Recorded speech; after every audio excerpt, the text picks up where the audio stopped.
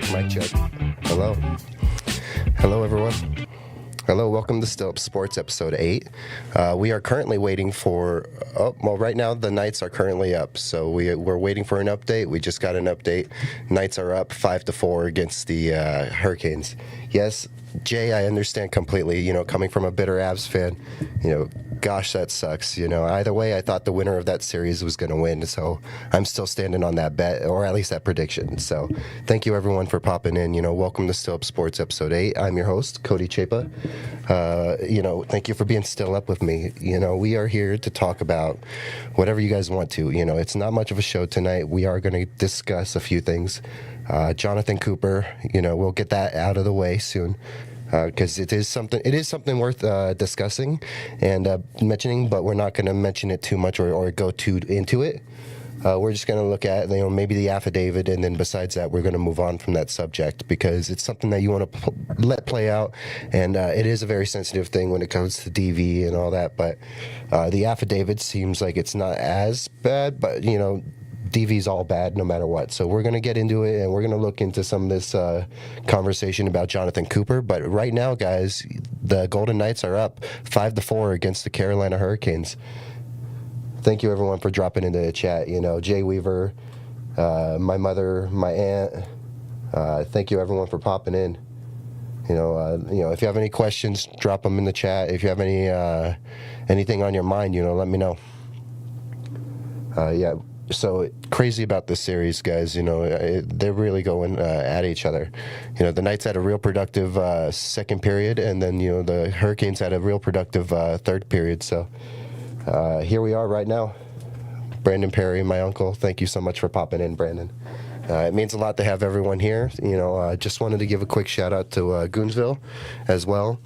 You see it on me right here. I got the Greek one right here. All right, sounds like Knights win. Yep, Knights win. All right, so Knights win this game. We got a series so far, 2-1. So, there's your results right there, guys, on the Hurricanes and the Knights, game 3. So, it's a crazy series, crazy game, and anything can happen in hockey, guys. Yep, my unc is in the house. Yeah, Jay, crazy hockey game. I didn't get to watch all the game. I just got to pay attention to what was happening towards the end. My sister's dog, I've mentioned it before online a little bit, but Domino, he does have cancer, so we're trying to spend every day we got. It was a few weeks ago when we were told that it'd be days to weeks, and he is still going strong, so we're just trying to enjoy every moment. But so I hung out with Domino for a bit, but I didn't get to watch the whole game, and then I just started locking in on everything that was happening the last hour. But crazy, man, because I did pull up, the stats or stuff for the game, and just to see how, 4 points in the second period for the Knights and then 4 points for the Hurricanes in the third. If anything about hockey I've learned is that, you can't just sleep on anything because anything can happen real fast. But yeah, crazy series, guys. Like I was saying, though, shout out Goonsville. Petros is having the Greek Festival right now in Denver. If you are in Denver, go check out the Greek Festival. Go look for Petros. Go look for his booth. He's selling these awesome Greek hats. He's really big on his Greek heritage, which you should be. You should want to support your heritage. Go check out Goonsville. Go check out Petros, guys. I'm wearing the black and gold, not necessarily for a specific reason, guys. I'm just wearing it because it's one of the cleaner hats that all of them are clean. I just wanted to wear something a little different tonight. But yeah, so go check out Goonsville. Go support, the Greek Festival. Go check out the Greek Festival in Denver. They just had night 2. Go check out night 3 tomorrow. It's going to be pretty awesome, and I wish I could have been there. But I'm going to go hit up the Greek Festival when it comes here to Vegas. Yeah, I wish someone would just give me $5 million for nothing too, just like you, Jay.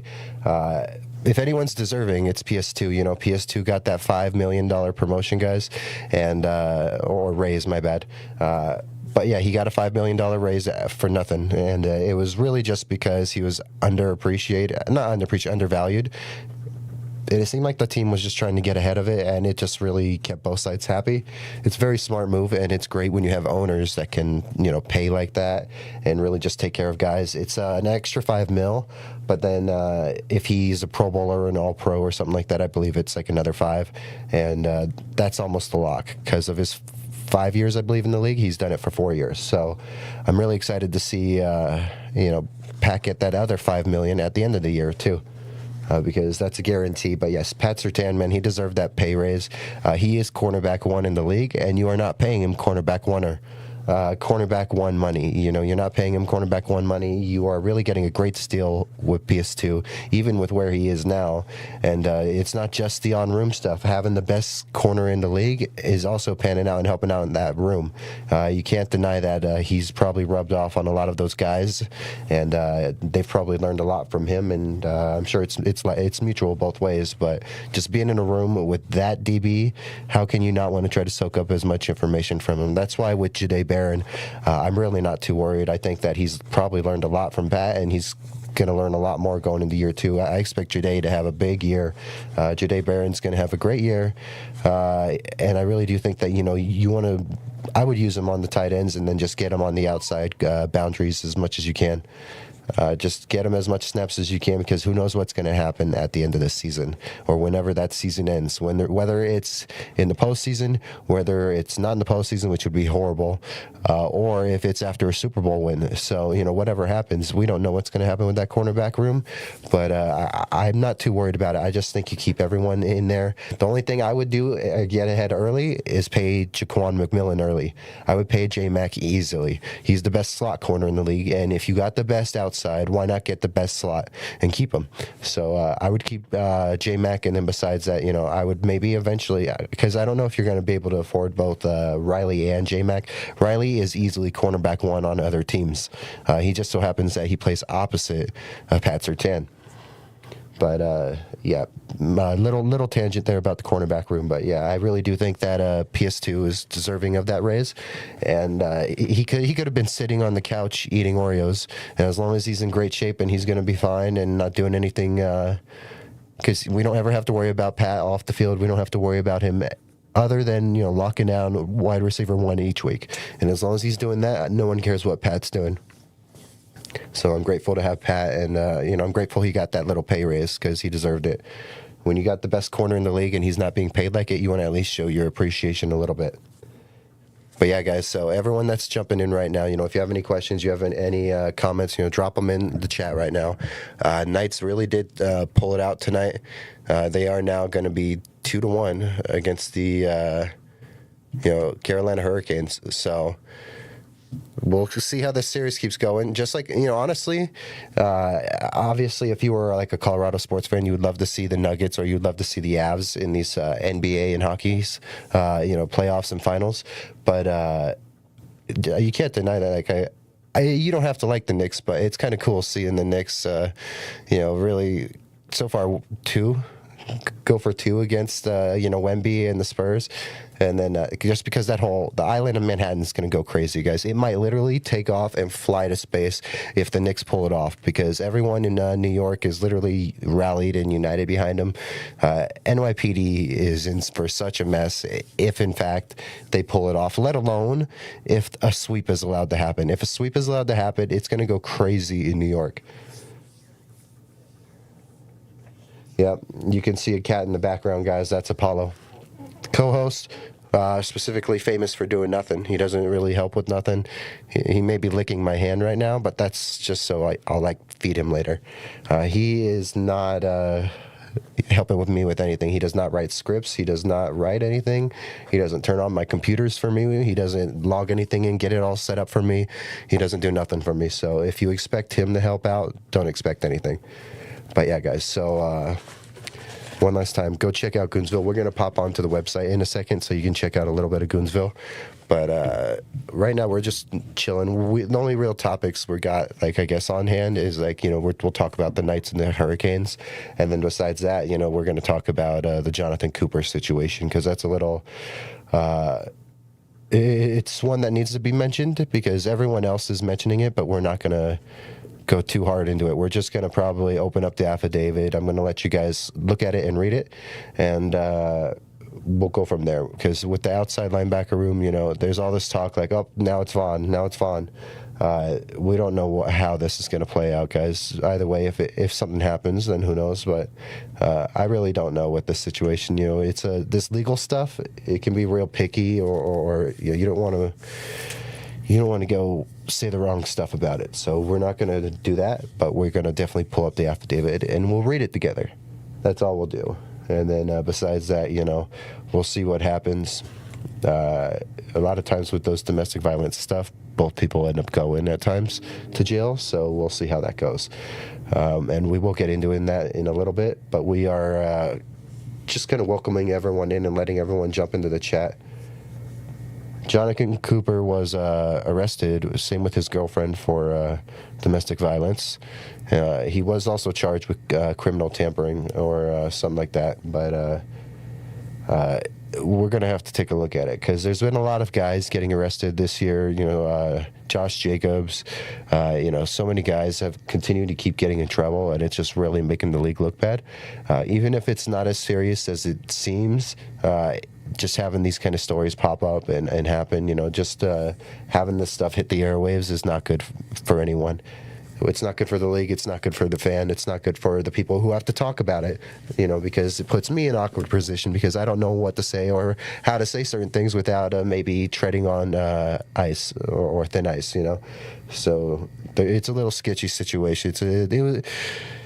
It seems like it was mostly about, cheating and then a cell phone and then, snatching someone's phone and then breaking another person's phone and then, stuff like that. So, it's not a pretty thing, and no matter how big or small it is, any of these things, they just bring negative attention to the game, and it brings nothing but negativity to everything, because then even when we have to talk about it, it's not fun. I'm not having fun even talking about this stuff, so we will get into that stuff soon, but we're just kind of letting everyone pop in. I figured I'd go live today just so some of my family can pop in the chat that doesn't get to be in. Also, just so I can see if anyone else wants to pop in and then say what's up. And if they have anything on, if there's anything on your mind going on with like OTAs are going on around the league right now. If there's any questions you got going on, let me know. And then after the fact, if you watch this after the fact, feel free to like, subscribe, comment. We're going to go check out the other social media pages in a second, but feel free to go like, subscribe, comment, and, definitely try to share this stuff. Get as much attention to this as possible. The comments help for the algorithm. The likes help. If you're watching the stream, hit the like right now. That stuff all helps with the algorithm. Let's see. No, I don't know if Thomas is in the chat, but I don't think he's in the chat.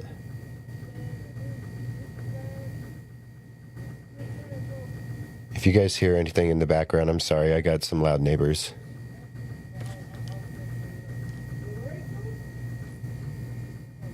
Yeah, guys, sorry. I got some really loud neighbors outside. I'm going to try to get some foam covering or something to try to work with, because I got a huge window right in front of me. I got to try to figure something out to try to help with some of that sound proofing, just because when people get loud outside, it pops up. There was fireworks going on right before the stream, and it was really popping up on the audio, so I was like, hopefully it stops soon, so that's not a problem. Again, thank you everyone for popping in. This is for you guys for showing up.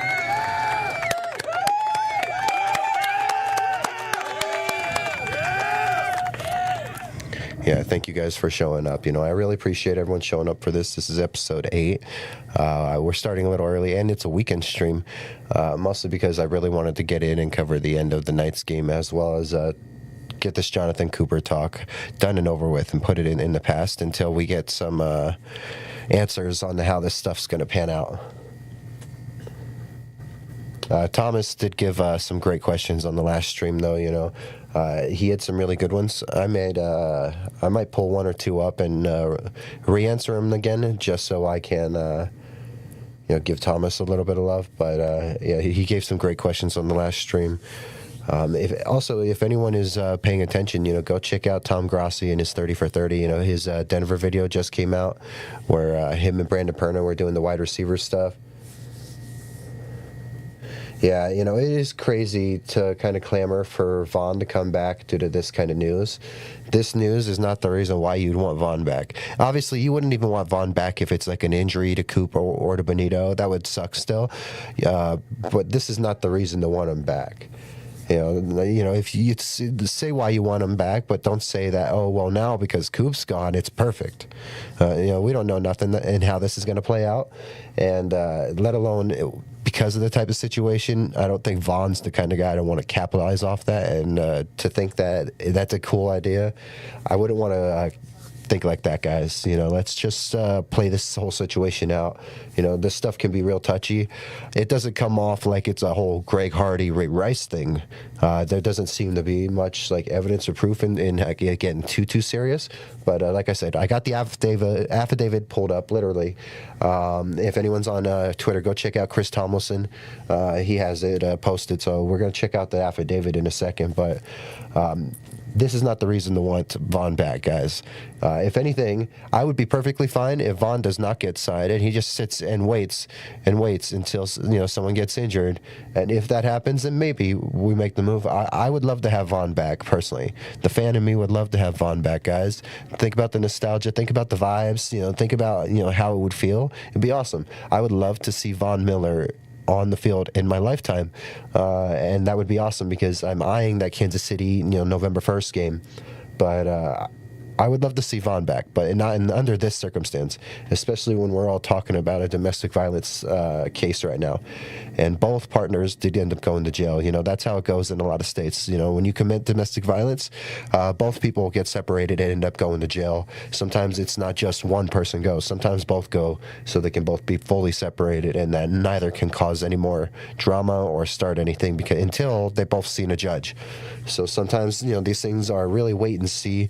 But to me, it's not coming off as like a Greg Hardy, Ray Rice kind of thing. But either way, that does not mean that it's not serious.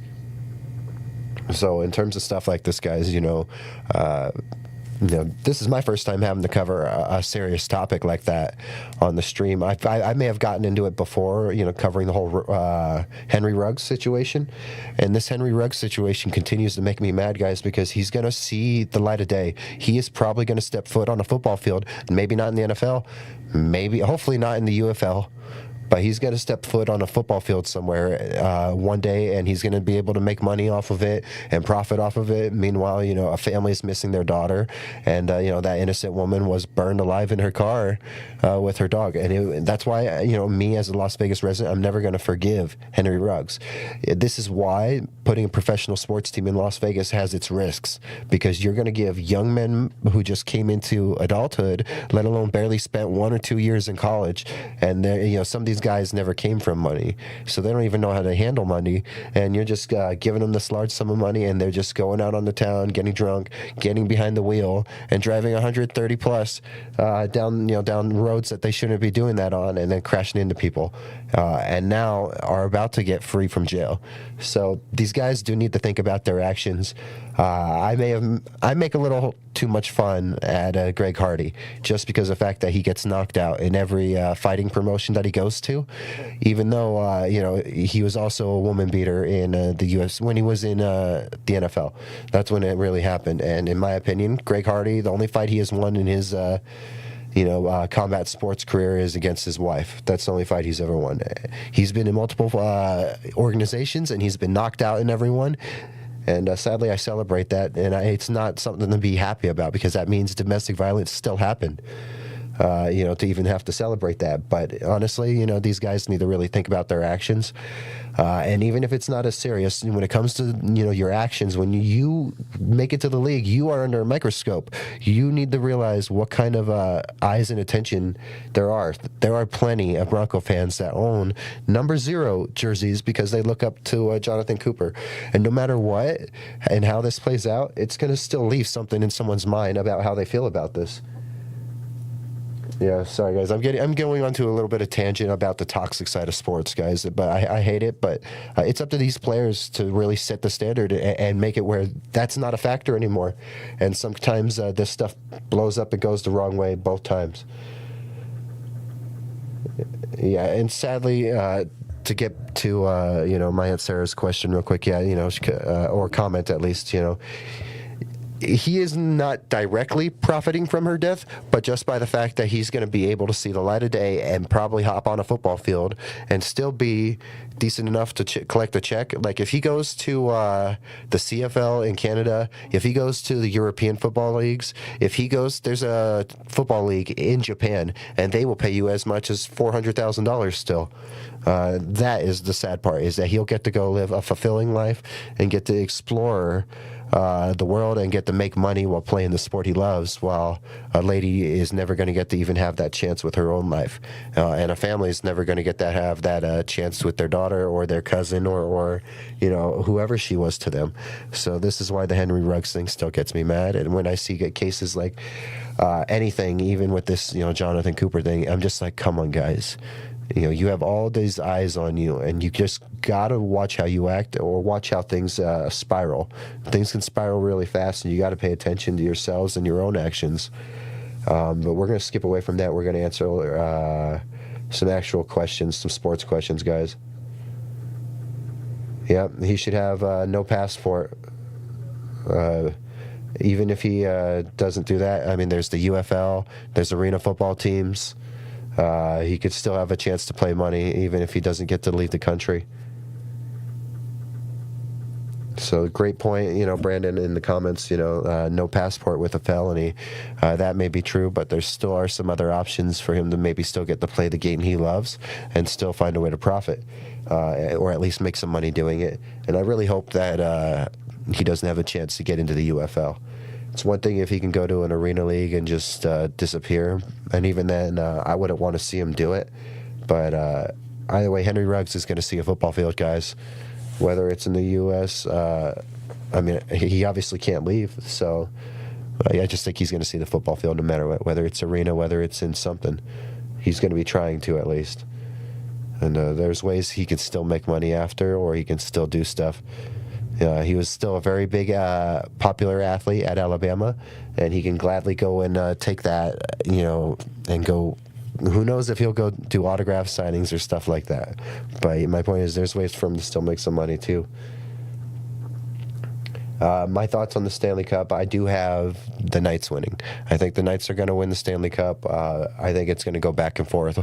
Watching how this series is gone, I think it's going to be like a 7-game series, and they're going to tear each other up, guys. I got Vegas winning, though. I really do. I do have Vegas winning. But definitely not going to be easy. It's going to go back and forth, honestly. The way these two are playing, I think it's going to go back and forth. All right, so let's answer Jay's question real quick. Do you think Jalen Waddle will be utilized like an actual wide receiver one with mass targets, or will he get lost in the shuffle? Sean historically doesn't highlight one wide receiver. It's usually by committee. That is very true. Sean is not calling plays. He's definitely going to have insight, and he will definitely have opinions, and he probably will get his way still at times by being the coach. Oh, hold on, guys. You want to come here? Come here, sweetheart. Hold on, guys. Come here. She wants to come over here, guys. We'll let her come over here. So yes, I know that Sean does not typically highlight just a one wide receiver, and I still, honestly, I don't know if this team is going to go off of like just one person being the wide receiver one. I think it's going to be a week by week. I think some weeks Cortland could be your wide receiver one, and then other weeks Jalen could be your wide receiver one.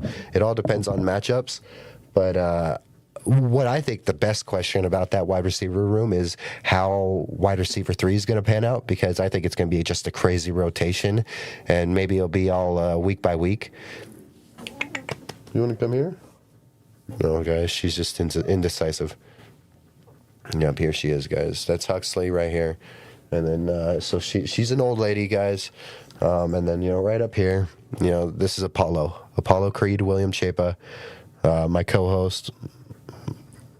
He doesn't do anything, guys. He is a horrible co-host. He does not do anything. He just sits there and tries to look pretty. But all he does, guys, is he earns one of these, okay? This is what he earns. And that's because he could have at least turned the computer on. He could have at least, got a few of this stuff set up. But no, he just sits up there and lays there and does nothing. Oh, guys, we got the old lady. Here, guys. I'm going to let her talk to you real quick. Is that so? What do you think about the Stanley Cup? Who's going to win? Who do you think will win? Yeah? Meow? Say meow meow. Everyone say meow in the chat. Drop your meows in the chat for her. She would love to say hi. Say hi to her. She's a sweet old lady. She just wants to get some highs. Yep, she's being sweet. She just wants to sit here on my lap. So back to Jalen Waddle. I don't think this team needs a true wide receiver one, because I think you got two wide receiver ones.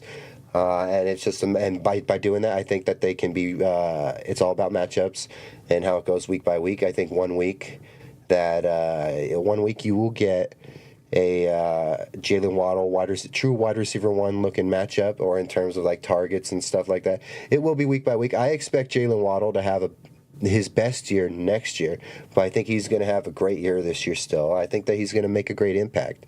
I wouldn't be surprised if at least coming out of the gate, one or two, maybe 1 or 2 games in, maybe you see a little bit of something off, at least with game speed, with Bo.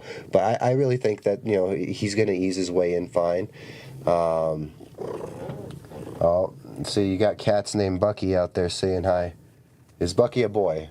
Because she's a woman, and she's kind of a cougar or a MILF. She's a sweet old lady.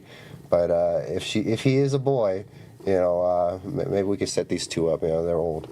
Maybe he's old, or how old is he? Yeah. Meow mix, please deliver. Yep. Everyone's getting happy to see her. She's awesome. She's so sweet. We're grateful to have her. With that wide receiver room, though, I'm going to try to finish it before I keep getting distracted on cat talk, because that's the best way to distract me, guys, is start talking about cats. But with that wide receiver room, I think it's going to be week by week, and I think that maybe at first, at least in the first few weeks, maybe there might be some adjustment, but I think that he's going to catch on just fine. And I think that we're going to see these wide receivers get used more often than maybe in Sean's eyes. It's not like there's going to be a wide receiver one for the whole season. I truly think it's going to be week by week, because I still think that Courtland can be wide receiver one depending on the game, because of what Waddle brings. Both of them open stuff up for each other. This offense is going to open up this year just because of that. And then I do think that Evan Ingram, he is the big factor, because if he can really open up as tight end one, if he can open up, and really get what you want from that tight end position, next thing you know, your matchups are getting easier outside, or even if people want to start trying to, hone in and lock down on those two receivers and do their best, if Ingram can come alive, what are these teams going to do?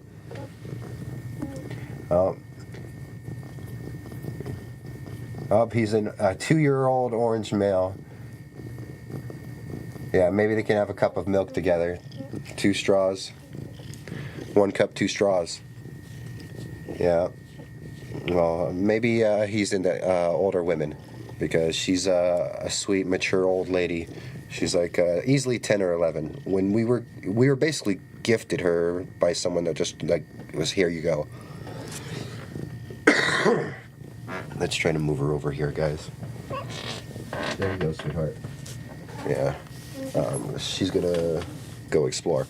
We were basically gifted her. The owner was like a college student or a girl that was going to college, so she didn't have a chance to keep her, or wasn't going to keep her, and next thing you know, she was just gifted to us and left. And so she's been with us for a good few years now. I think when she was given to us, she had to be like 7 or 8. So I'm going off of a guess, but I think she's got to be like around 11 or 12. More like hopefully 10 or 11. That's our guess. But she's a sweet old lady. And then Apollo, yeah, he's my. He turns 4 in December. But he's my tuxedo cat. So I'm still trying to get me that. I want that Lego tuxedo cat. I want to build that Lego tuxedo cat and put it up here or put it somewhere in this room. I'm working on, and after the show, I'm going to post a little short, guys, of what's in the fridge. Because someone asked me the other day, I forgot who it was, but they asked me about, what's in the fridge. And it's a drink fridge. It's mostly a drink fridge. Literally the only food in there is there's a small little freezer component, and it's just loaded with Uncrustables. And if anyone knows the Broncos statistics on Uncrustables, but the Broncos ate like 700 plus Uncrustables last year, compared to like the team that was ranked number 2 at like 300. So the Broncos massively eat Uncrustables. And now you're going to see some. There's also I think it was Caleb Williams or someone else, but there's 2 players in the league. They made their own kind of like Uncrustable company, peanut butter and jelly, but it has protein and better macros and stuff. And they got a deal signed with the NFLPA or something like that. So now their version of Uncrustables are going to be inside every. I'm not going to give them a free shout out unless they pay me. There's only a few people that get free shout outs and free ads. But basically, I'm pretty sure it's a company that Caleb Williams or like CJ Stroud's involved in. No, it's not Healthy Delights. Let me check it. It's definitely like a knockoff of Uncrustables, but it's definitely it's got better protein and it's got better numbers. So like even though you'll see players probably still eat Uncrustables if they want them, you're going to see players around the league, and there's a reason why players in all sports really eat Uncrustables. It's because you get good protein, good solid meal, something to fill you up, and it's quick, it's easy. But let's see, I think it was Caleb Williams or CJ Stroud. I think it's one of those two that is involved in the company.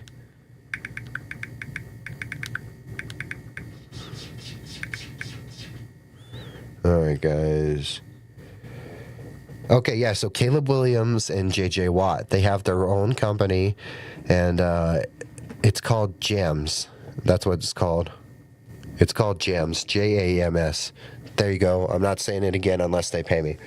But that's what their brand is, guys. And my point is that they signed a deal with the NFLPA, and because of that, they were named by the NFLPA as the official exclusive peanut butter and jellies for the NFL Players Association. So you will see Jams. I'm sure if maybe Zach Stevens or any of those reporters that are inside the building that get to go check out like the food or everything they have there will start noticing Jams, because that's it has to be there. Each team has to accommodate and keep them there because it's there, and the NFLPA says so. So you're going to see those Jams there at all these places, and all these facilities. All these players are going to be eating them, but they're like an Uncrustable, but they have better macros. The protein is heavier, and some think that it's a little better.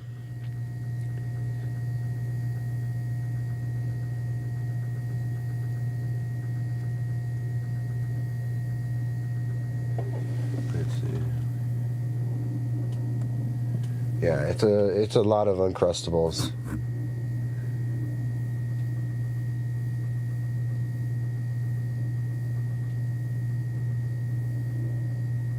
Yeah, so the Broncos, they ate like 700 something last season, and then the players on the number 2 team, they were only at like 300 something. No. Feel free to distract me, guys. This stream's just us talking. So we only have, we're only really talking about like the Knights, and I'll get into the Jonathan Cooper thing in a second because we'll pull up the affidavit and we'll take a look real quick. But no, I'm just reading the chat stuff. But my point is, someone asked me about what's in the fridge, and the only food in this fridge right now is just in the freezer, which is just a bunch of Uncrustables. And then also there's a Snickers pecan. That's in there as well. But that's like a breakfast for tomorrow, is the Snickers pecan. But besides that, it's just drinks. So I got a few like adult beverages in there, but most of the stuff in there is like I got a variety of a few sodas in there, some Red Bulls. I always have Red Bulls now, so like I have one right here, the June Berry. That's my favorite one right now. But yeah, with the studio here in the drink fridge, maybe if I open it a little bit, you can see a little. You can see some orange juice. You can see some Coke, 2 different Mountain Dews, because I hit up the smoke shops here in Vegas because they have all the great different flavors and crazy flavors of sodas. So you don't have to hit up one of those like really like unique grocery stores that sell weird stuff. Pecan, yes, pecan. But yeah, so got a few sodas, got some orange juices. I got the Jumix. I got the milk, Coke, and then there's a few other stuff in there. I'm gonna do a whole like what's inside the fridge thing, like it's MTV Cribs. I'm gonna open up the fridge and we'll take a look. In the future, I'm gonna get a second fridge in here so then I can store some extra drinks and maybe some snacks and stuff off to the side. Because behind the camera, guys, is where because I'm gonna have a bed that folds into like a couch, and then besides, I'm gonna get like some sort of chair, whether it's like a foam chair that you lay in, or whether it's whether a foam chair or whether it's like a lounger or something. But on the other side, there's going to be a bed that turns into a couch, and then there's going to be like a lounging chair. So I'm going to have room to fit people over there, because I got a big TV right here, and that's centered into the room. So it's where like anyone here in the pod side of the studio can still look there, but then people on the other side can also watch it as well. And on what point is I'm going to get there's going to be plenty of seating on that side, while soon we're going to get a couch. We're going to work on the couch within the month, but there's going to be a couch right here, and soon I'll be able to fit 1, 2, 3 guests just here with me. It's all about turning the camera angle. And one thing, guys, if you've seen the logo, you know what the logo looks like. I have a flag coming, and it is like 5x8, so it is definitely bigger than this one. But it's the Still Up Sports logo, so it's going to be a flag, and that's going to take over part of this backdrop. And then obviously we'll still have this here, and we'll probably still pull out certain flags for certain events, because I do want to get like a UFC flag for when we're watching UFC fights or when we're watching other stuff.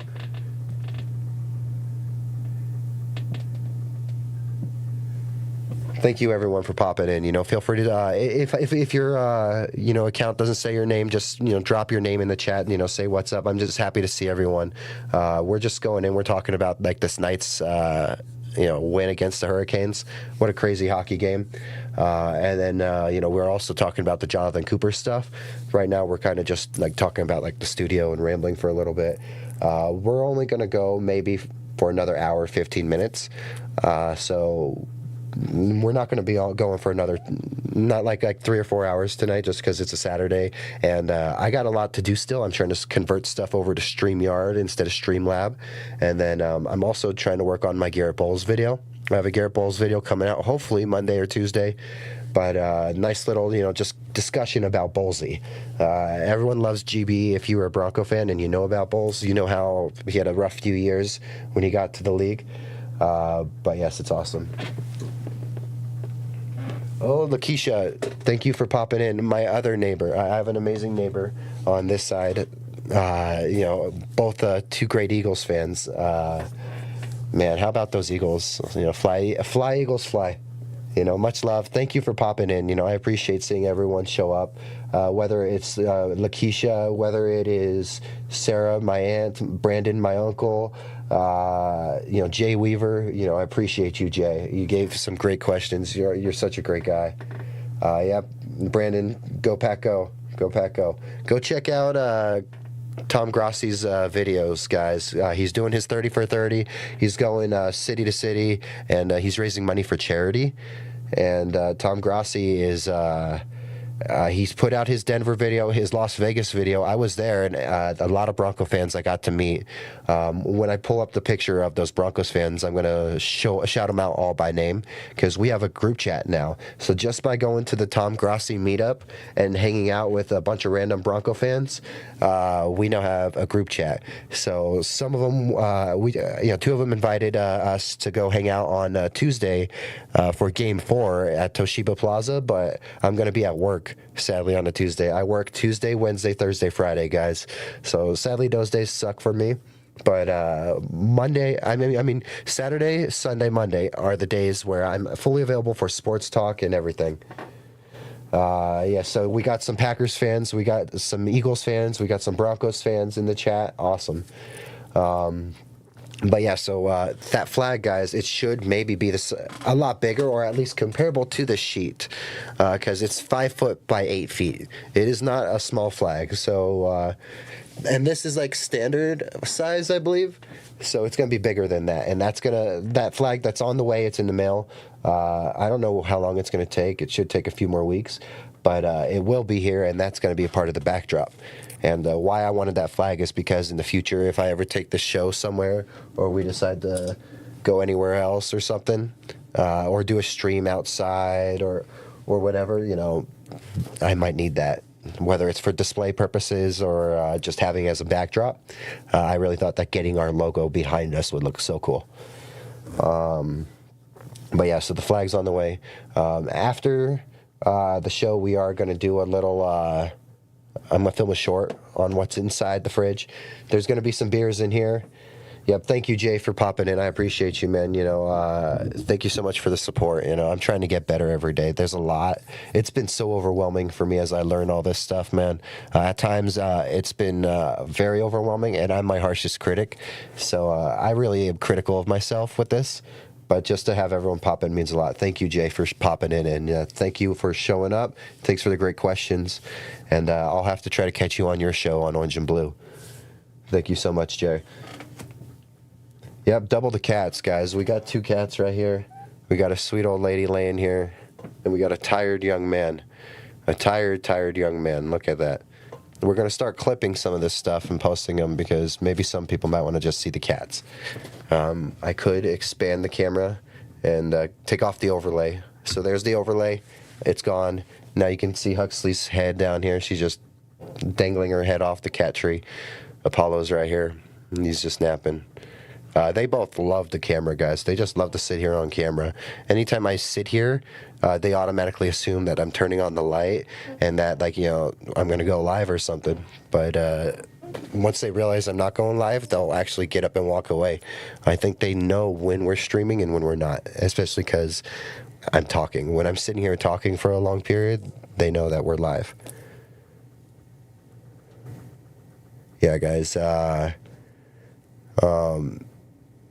Apollo's there, Huxley's there. Yeah, the studio's it came together pretty cool. I'm pretty proud of it.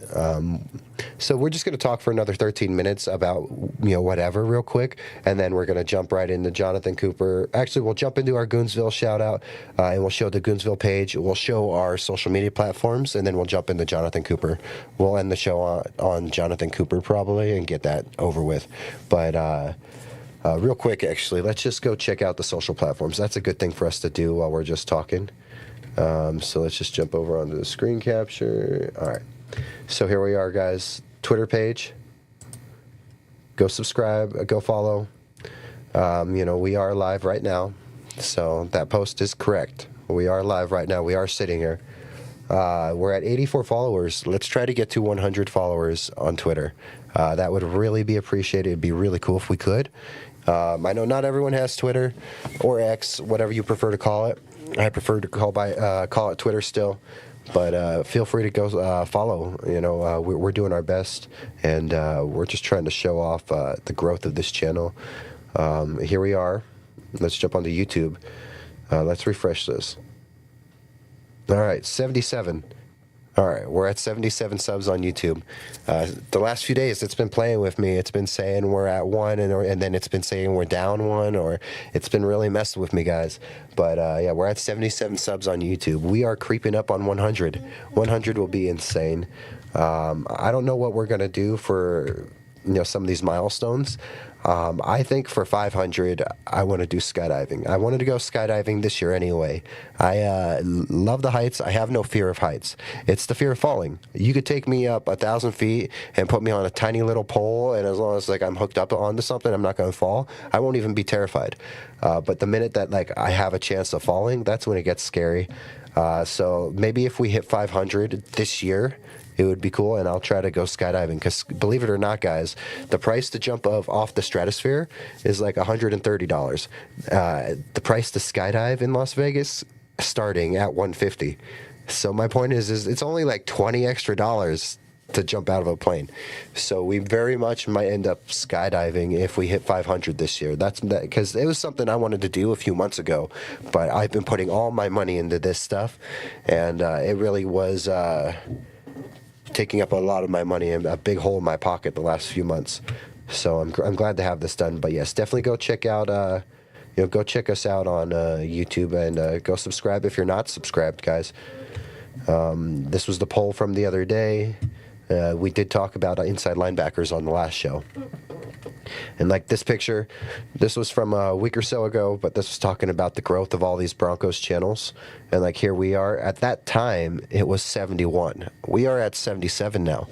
And what's awesome is that a lot of you guys I have gotten to meet personally, whether it's in person at the Tom Grassi event, or a lot of you I already have met or knew before, or maybe because some of you are my family or my friends, or even my neighbors. And then there's a good bit of you that I know just from Twitter or from Instagram or talking online. So I really do appreciate you all, guys. Broncos Chat on Instagram, he created a YouTube page just to come subscribe, so that meant so much to me, and that's just awesome. So you can see us right here at 71. We're creeping up on Broncos Europe, but we got so much love and respect for Broncos Europe too. What they are doing over there, what Mark is doing with Broncos Europe, trying to spread the fan base and spread Broncos knowledge, is awesome. And guys, if you are commenting, I can't see your chat right now. I will see it in a second. Right now, I just have this pulled up, so I'll check your live chat in a second. Maybe I should actually pull it up over here. Maybe I should just do that. I think that's what we will do. That way I can still read your chat while doing my own thing, guys.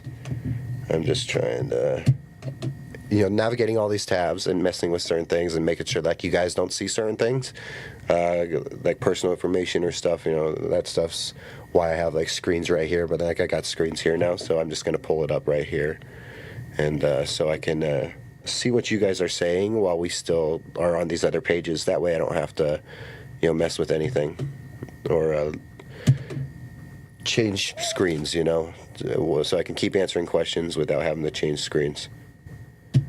All right, here we go. All right, let's see. So I am live. Okay, there we are. Yep, Hortensia, thank you for hopping in. I appreciate you. Yeah, if you want to go skydiving with me, you can. I gladly will. The best part about skydiving is that you're strapped into a professional, and they throw you out because you're attached to them. So that's the best part about it, guys. Yeah, all right. So I got the chat pulled up right here, so I can see what you guys are commenting. So I don't have to worry about it on this screen right here. And maybe that might be the play in the future, just to make sure that I can still see what you guys are saying when I'm also doing the screen capture thing and looking at other screens. Also, guys, I do have a personal YouTube. It's just look up Cody Chapa. Look up my name, and you can find my own personal YouTube. That is something I'm going to work on as a small side project. That's where I'll probably talk about literally anything, whether it's a history, whether it's about politics, whether it's about personal life, where I would probably, like, if I did the skydiving thing for the channel, that would probably end up on both channels, just because that's also was a personal goal of mine too. So the personal channel is going to be where it's more about myself, and anything else like I want to talk about and be more true to myself. Whereas this channel is all about sports, and which means I have to carry a certain level of like professionalism when it comes to this sports talk and stuff. But just saying, I do appreciate the support, and yeah, if you want, you can come. You can definitely come skydive with me, Sarah. Anyone that wants to skydive with me when I hit 500, that'd be awesome. I think that's a great goal because I was really wanting to do it anyway. I wanted to do it in February or March, but I literally started. The channel started in December, and then I really starting beginning of February, like the end of January, beginning of February is when I started putting in a lot of money into this. I sold my PlayStation 4 and my Xbox One. And I sold my PlayStation 4 to my coworker Susan, so at least I know it's in great hands and it's in the hands of a gamer, because that's the best way to know that it's going to be taken care of. But the Xbox, I also sold that to a coworker too. But those two alone, by selling those, I was able to buy basically what would have been the boom arm. The boom arm was at the time like $130. The mic alone was $100, and then this little sleeve, which I'll pull off. Let's see if we hear a difference. Let's see if we hear a difference, guys. All right. Yeah, you can see why. It makes sense why that thing stays on there now, I think. But yeah, so this little thing was like $30, and you could squeeze it. It's nothing cool. And for me, someone who's so used to being tight on money, there you go. Now you can really see the difference when we slide that thing back on. Sorry, guys, for all that mic interference. But yes, guys, so since like February, I've been putting a lot of my own personal money into this, and it's costed me a bit. So that's why I didn't go skydiving before. But if we can hit 500 at one point this year, I'll gladly go skydiving. Sarah, you're welcome to come with me. But yeah, so everyone, if you are not subscribed, come subscribe. We are at 77. We're trying to grow one a day, one every other day. So 77 subs right now. If you know someone that just wants to stay up late at night and talk sports, here we are. All right, guys, we're gonna jump on the TikToks real quick. All right, let's refresh. All right, 26 followers on TikTok, growing very slowly on TikTok, guys. It is not easy.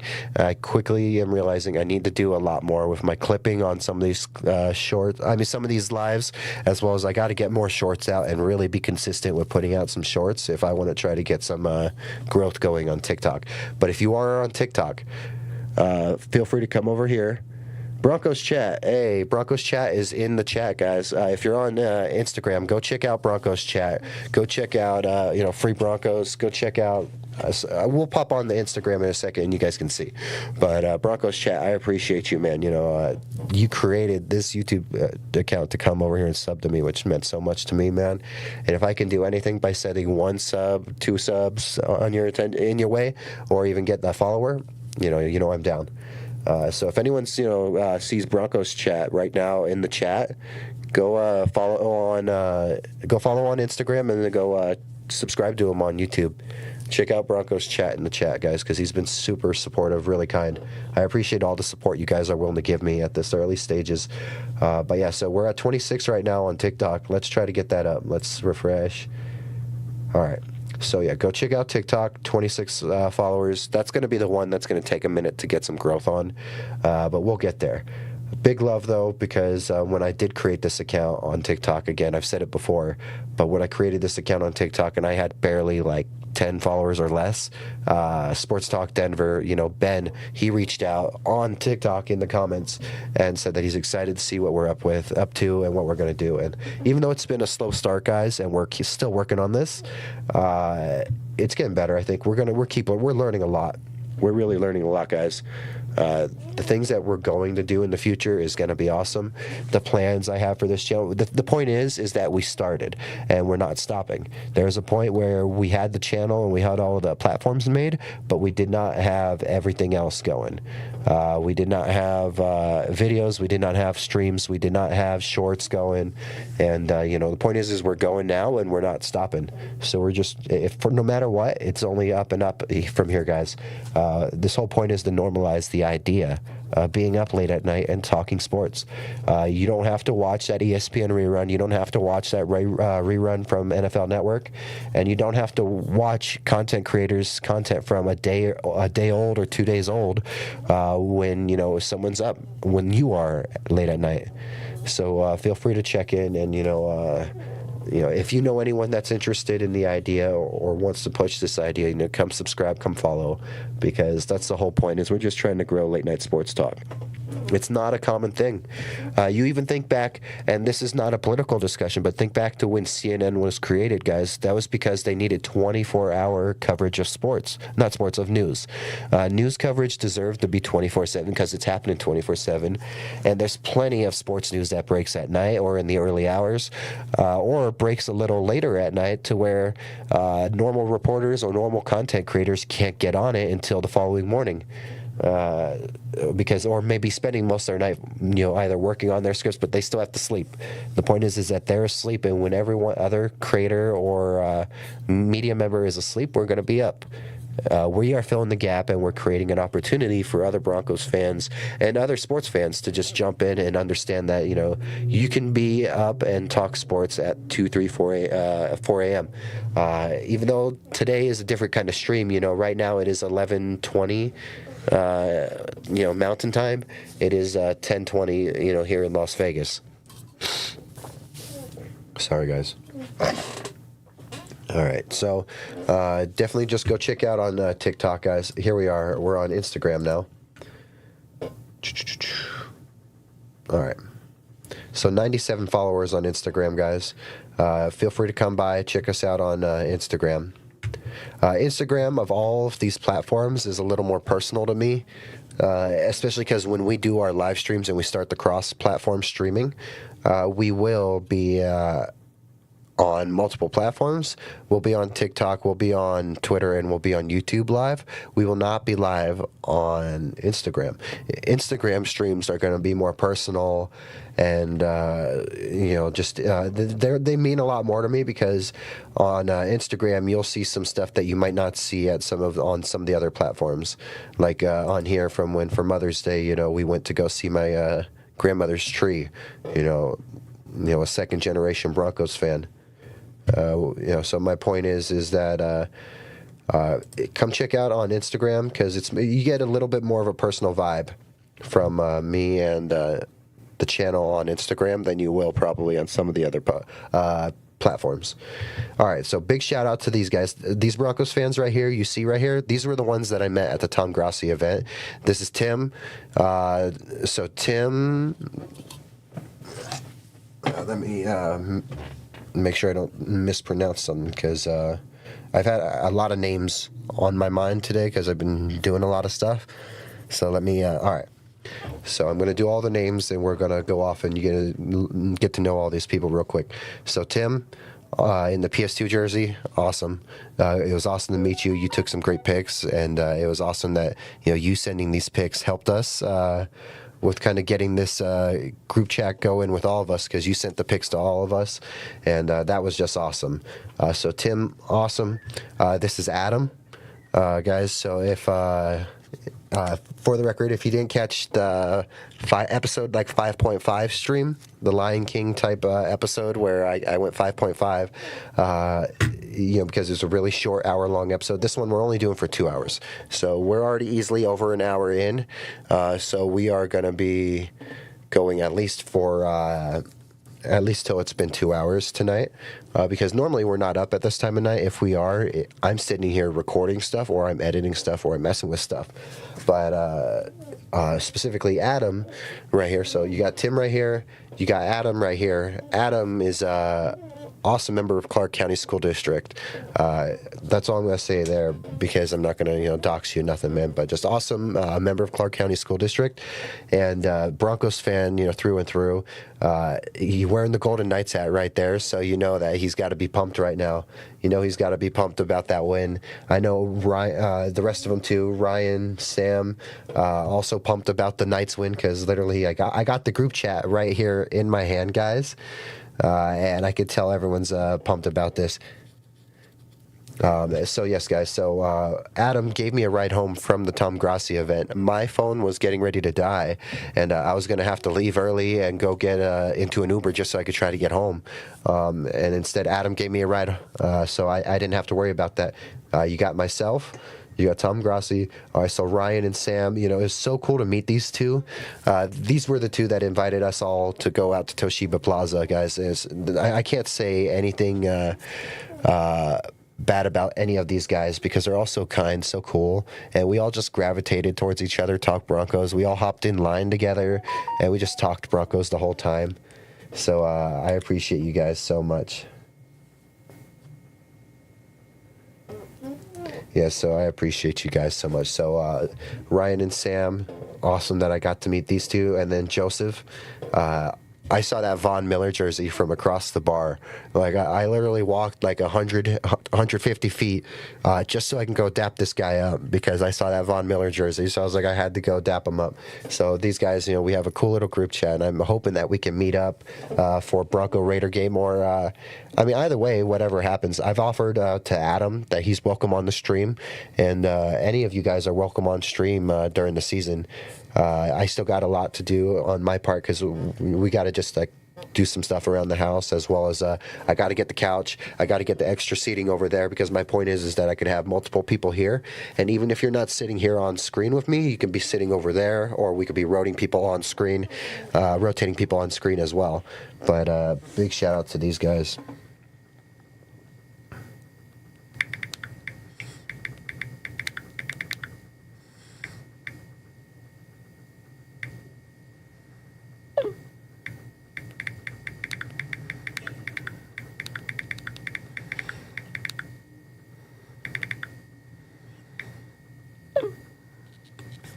Yeah, guys. So, if anyone did pay attention to that, hockey game tonight, the Hurricanes and the Knights, man. Period 2, period 3, nothing but excitement, guys. Nothing but excitement with that, and I really still think I still got the Knights pulling it out. I just think it's going to be a banger of a series. Seeing how these two teams won it, I think it's going to be a banger of a series. So we're going to get to enjoy some high quality hockey, guys. But yeah, so big shout out to these guys. I appreciate these guys. I had to answer or at least respond in the group chat because crazy game, guys, so crazy. What's even more crazy is that when the Knights do pull this win out, everyone's going to hate us even more. And see, I'm saying us like I'm a Knights fan. I've always been neutral with hockey for the most part, guys. I've never leaned one way or the other. But yet I've always at least respected it. But this last year or so, I've been locking into hockey. And not once have I called myself an Avs fan or a Knights fan. But definitely, if people keep talking crap about my city, I'm going to become a full-fledged Knights fan. I'm wearing the gold and black right now for the Goonsville, and I gladly had to do that because of that. Now, at first it wasn't intentional. Now I'm glad it's intentional, or that it happened at least, because I'm not happy with the crap that people are throwing at my city. Vegas is a great sports city. It is not the best sports city. I will always say that Denver is the best sports city. But as a Vegas local born and through, Vegas is an amazing sports city. And our hockey team is our prized possession. It is not a, jump ship team and move to a new city type team like the Raiders, like the Athletics. Speaking of athletics, guys, Rockies athletics coming, going to happen next week or so. That might be fun. Adam, I just literally was giving you some love, man. I have the picture pulled up still. So Adam is in the chat, guys. I was answering and responding to the group chat, and so I made sure to tell them that I'm talking about the hockey game on air too, because that was a crazy game. But yeah, so this is Adam, guys. Adam's in the chat, but such a great guy, such a great fan. I enjoyed meeting all of you guys, man. I've already offered and extended the offer to Adam. I extend this offer to every one of you guys to come on during the season, because by then I will have a couch here, and it should fit at least 2 other people besides me. And then besides that, on the other side of the room, and Adam, I wish I could have had you up that one night so I could have showed you the studio, but the studio was a mess, and it still sort of is. That's why I'm glad I have these next few days to really get some stuff done. But hopefully within the month or so, we're going to have a nice, long, royal blue chair, perfect, Denver Broncos throwback blue. We're going to have a couch right here, guys. And that will fit at least me plus 2 other people. And that's going to be great for when we have guests on the show and during watch-alongs, whether my neighbor Jake shows up, whether Adam wants to come on, whether Ryan or Sam or Joseph or Tim. I extend that offer to all of you guys, because I would love to not just be sitting here during these games.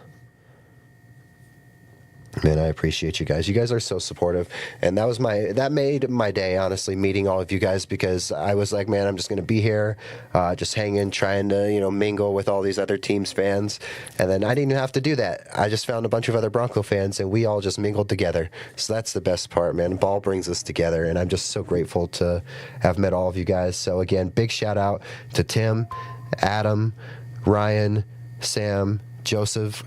Big shout out to you guys. This little cult of orange here in the desert, we're here to stay. And I can't wait to try to get some of you guys on the stream, because by then, hopefully I'll have a second mic, or we can position this mic in the middle, or, if anything, we can bust out, the mini mics.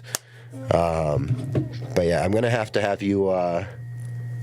I got you in the group chat, so definitely, whenever we're getting closer, I'll invite you over, as well as, maybe even the preseason games would be a great time to start having people over, because it's kind of like a nice test run for me to have people in the studio and also on air with me, because I would love to watch the game with other people instead of just sitting here by myself, because I got a big TV right here. My second screen in front of me is also a TV, so if I need to, I can always make things work to when we're streaming on there, or I could connect that screen to this screen to the PC. So then the big monitor / TV screen in front of me can be flipped to have another sport or another game on as well, because I have it set up in a position to where I can at least do multiple sports at the same time, but also. So we can do split screen and do like maybe 2 games on the big screen and then 1 game right here too. So I got it set up in a nice way. Kind of feels like a mini sports bar, but it's going to be nice because there's going to be room for guests, and just to have different people on in different weeks would be cool, to react to these games, react to these teams in the moment too. Watch-alongs. That's going to be what I'm really excited for. We're a Broncos channel, guys, but we also dive into other sports too, and that's why during the off season, I really go to other sporting events. So like next week, I'm probably going to try to go to Las Vegas Lights game next week, a soccer game. But besides that, I already got another Nighthawks game. I've already began the discussion with my family. We want to hit another Knights game, a Nighthawks game. Nighthawks game, the arena football team, guys. I would love to be at these Knights games, but sadly, I either work during it or I don't have the money to get in for this. At least right now, guys. Maybe if I planned in advance, I would have been able to get in, but I don't got Golden Knights ticket money right now, especially not with how they're playing. Yeah, pray for Bo Nix's ankle, absolutely, and always here for that preseason hype too, man. Adam, like I said, I'm going to have you here for sure. I've offered it to Jake, my old neighbor, who's a Packer fan. I've extended that offer to him. I've extended the offer to my neighbor Rob, the Eagles fan, if he wants to come over. Only thing is, guys, is we got to behave ourselves on camera and not get in trouble with YouTube, because YouTube gets a little cranky with how we act. All right, thank you, Aunt Sarah. I really appreciate you. Go get some sleep. Thank you guys for popping in. Yeah, I can't wait for those games too, because then I'll be able to have family members over, friends, everyone over for the studio. So yeah, big shout out to these guys. Go check out the Tom Grossi video from Vegas, and then while you're at it, go check out his newest video from Denver, because it's nothing but vibes. Go support Tom Grossi. Go support 30 for 30. You know, go. It's for the kids. All right, guys. So yeah, that's the Instagram. Go check out the Instagram. We took our time kind of rambling a little bit and having dived into some of these topics. While we're at it, we'll just do Goonsville real quick. So Goonsville is a great friend, a great family member to this channel. We are not related through blood, but me and Petros quickly became, brothers from another state. We talk often. We're very close, and we are all about supporting each other. He's going to help me out when it comes time to start making some merch for the channel. And yeah, I see it in the chat. Perna cooked Grossi. We all thought something else was going to happen. We all thought that Grossi was just going to put it on Perna. Grossi put it on Perna for one hell of a highlight, for one clip. It was a hell of a clip too. But man, Perna, he is Travis Hunter out there, man. Multi-sport athlete playing, multi-position athlete. Playing wide receiver and DB. He looked great doing both. Yeah. So guys, Goonsville, goons got goons. We're all about supporting each other and everyone in their craft, no matter what you do in life. We just want to support each other. Goonsville is not a paid sponsor. Goonsville is a sponsor that I give and offer to you guys because I want you to know about it. Goonsville is one of the best brands out there. It's about owning your craft. It's about supporting others owning their craft and seeing other people, really succeed and support them. And Goonsville currently is busy with the Greek Festival in Denver. If you're in Denver, go check out the Greek Festival. Today was day 2. They have day 3 tomorrow. Go get some of that awesome Greek Goonsville merch, guys. Go support his Greek heritage. Go check out his family. He's got great deals on hats. He's made me some custom Broncos color wave hats just for the channel. So we got the amazing blue and orange color combos. I wore this when I was at the Grossi event. I wore this one to stream after the Grossi event. My point is that Goonsville's got you guys. These ones are not on the website, but I'm sure you could reach out to Goonsville, and I'm sure he would make it happen for you. Yes, the chat even knows Petros is awesome. Petros is just a hard worker, guys. He's a Broncos fan, so right there, he automatically family, because Broncos fans are automatically family to this channel. But look at all these amazing people supporting. You got Warren Sapp. You got RK from DNVR. Look at Goonsville and Petros hanging out with Coach Prime. You got Uncle Neely. Oh, come on, man. Goonsville takes care of everyone. And everyone looks clean when they wear their Goonsville. It's just a clean, cool brand from a Colorado native that also just really loves to, support other people. And that's why I wear it. He gives me plenty of love. I give him plenty of love. Yeah, guys, I'm not going to spend too much more on this. Just go check out Goonsville. Goonsville's family. They're everywhere, always getting stuff done. Petros is awesome, man. Look at what he has done, man. He has been on the news. He has done everything he can go to grow this band. Look at that. Chris Carmuzzi, BKFC. Ooh. He even knows. Certified Goon. Come on, guys. Don't play with Goonsville. Go check them out. They got 10% off for you on the website. Me and him are going to try to work on something in the future about getting a promo code. That way I can try to get you guys a better discount. But go check out Goonsville. All right, guys. So here is an affidavit.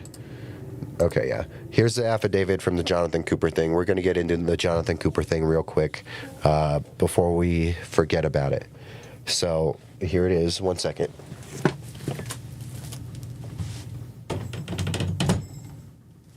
Sorry, guys.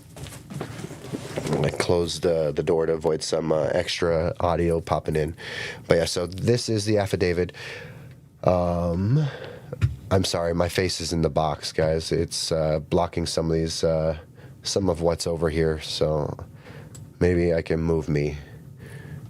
Let's see, move me over here. I think that works. All right. Maybe we'll shrink me too. Let's see. Just so you guys can read it, but feel free to start reading, guys. Ain't much to it though.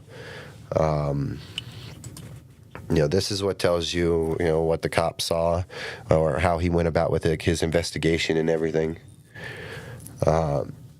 Again, DV stuff's never fun to talk about. None of this stuff's fun to talk about it because it just brings a negative light to the game. But we are going to look into it and just at least mention it because all the other shows are talking about it. We're going to at least mention it, but we're not going to sit on it too much, guys, because just talking about this kind of stuff, no matter how serious it just is never fun. Whether it's small or big, it's never fun to talk about. So I'm going to let it go for a second longer, then I'm going to move the box up into the corner again, so that way you can hopefully have read everything, guys. But I had to... Let's see if I can move the box off screen. Let's see. Maybe that helps. If I move me over that way a little bit for now.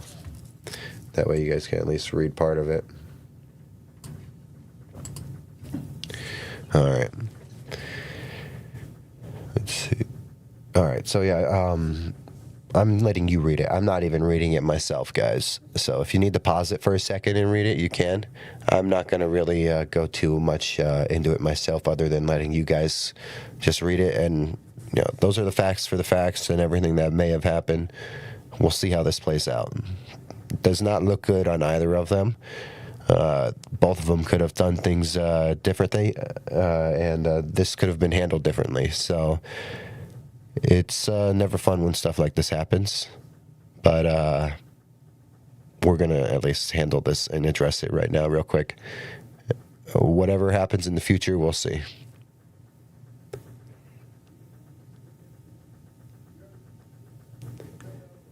And then I do apologize if you hear anything in the background. Those are some of my other neighbors from outside. So some of the neighbors outside can be a little loud, so I got to find a way to soundproof this window. That would really be helpful with trying to keep some of this audio cleaner. Because sometimes, man, I live by a busy road, or at least a road where people like to fly down, and sometimes we get some crazy vehicle noises too. Like tires screeching, all that stuff. Sounds like Fast and Furious. But I'm sure everyone's read it by now. If not, I'm going to leave it for like another second, and then we're going to jump off of it. We'll still discuss it, and we'll still talk about it. But, yeah, see, Cooper was an inspiration. That's a great point. Adam's got a great point in the comments, talking about, the open heart surgery.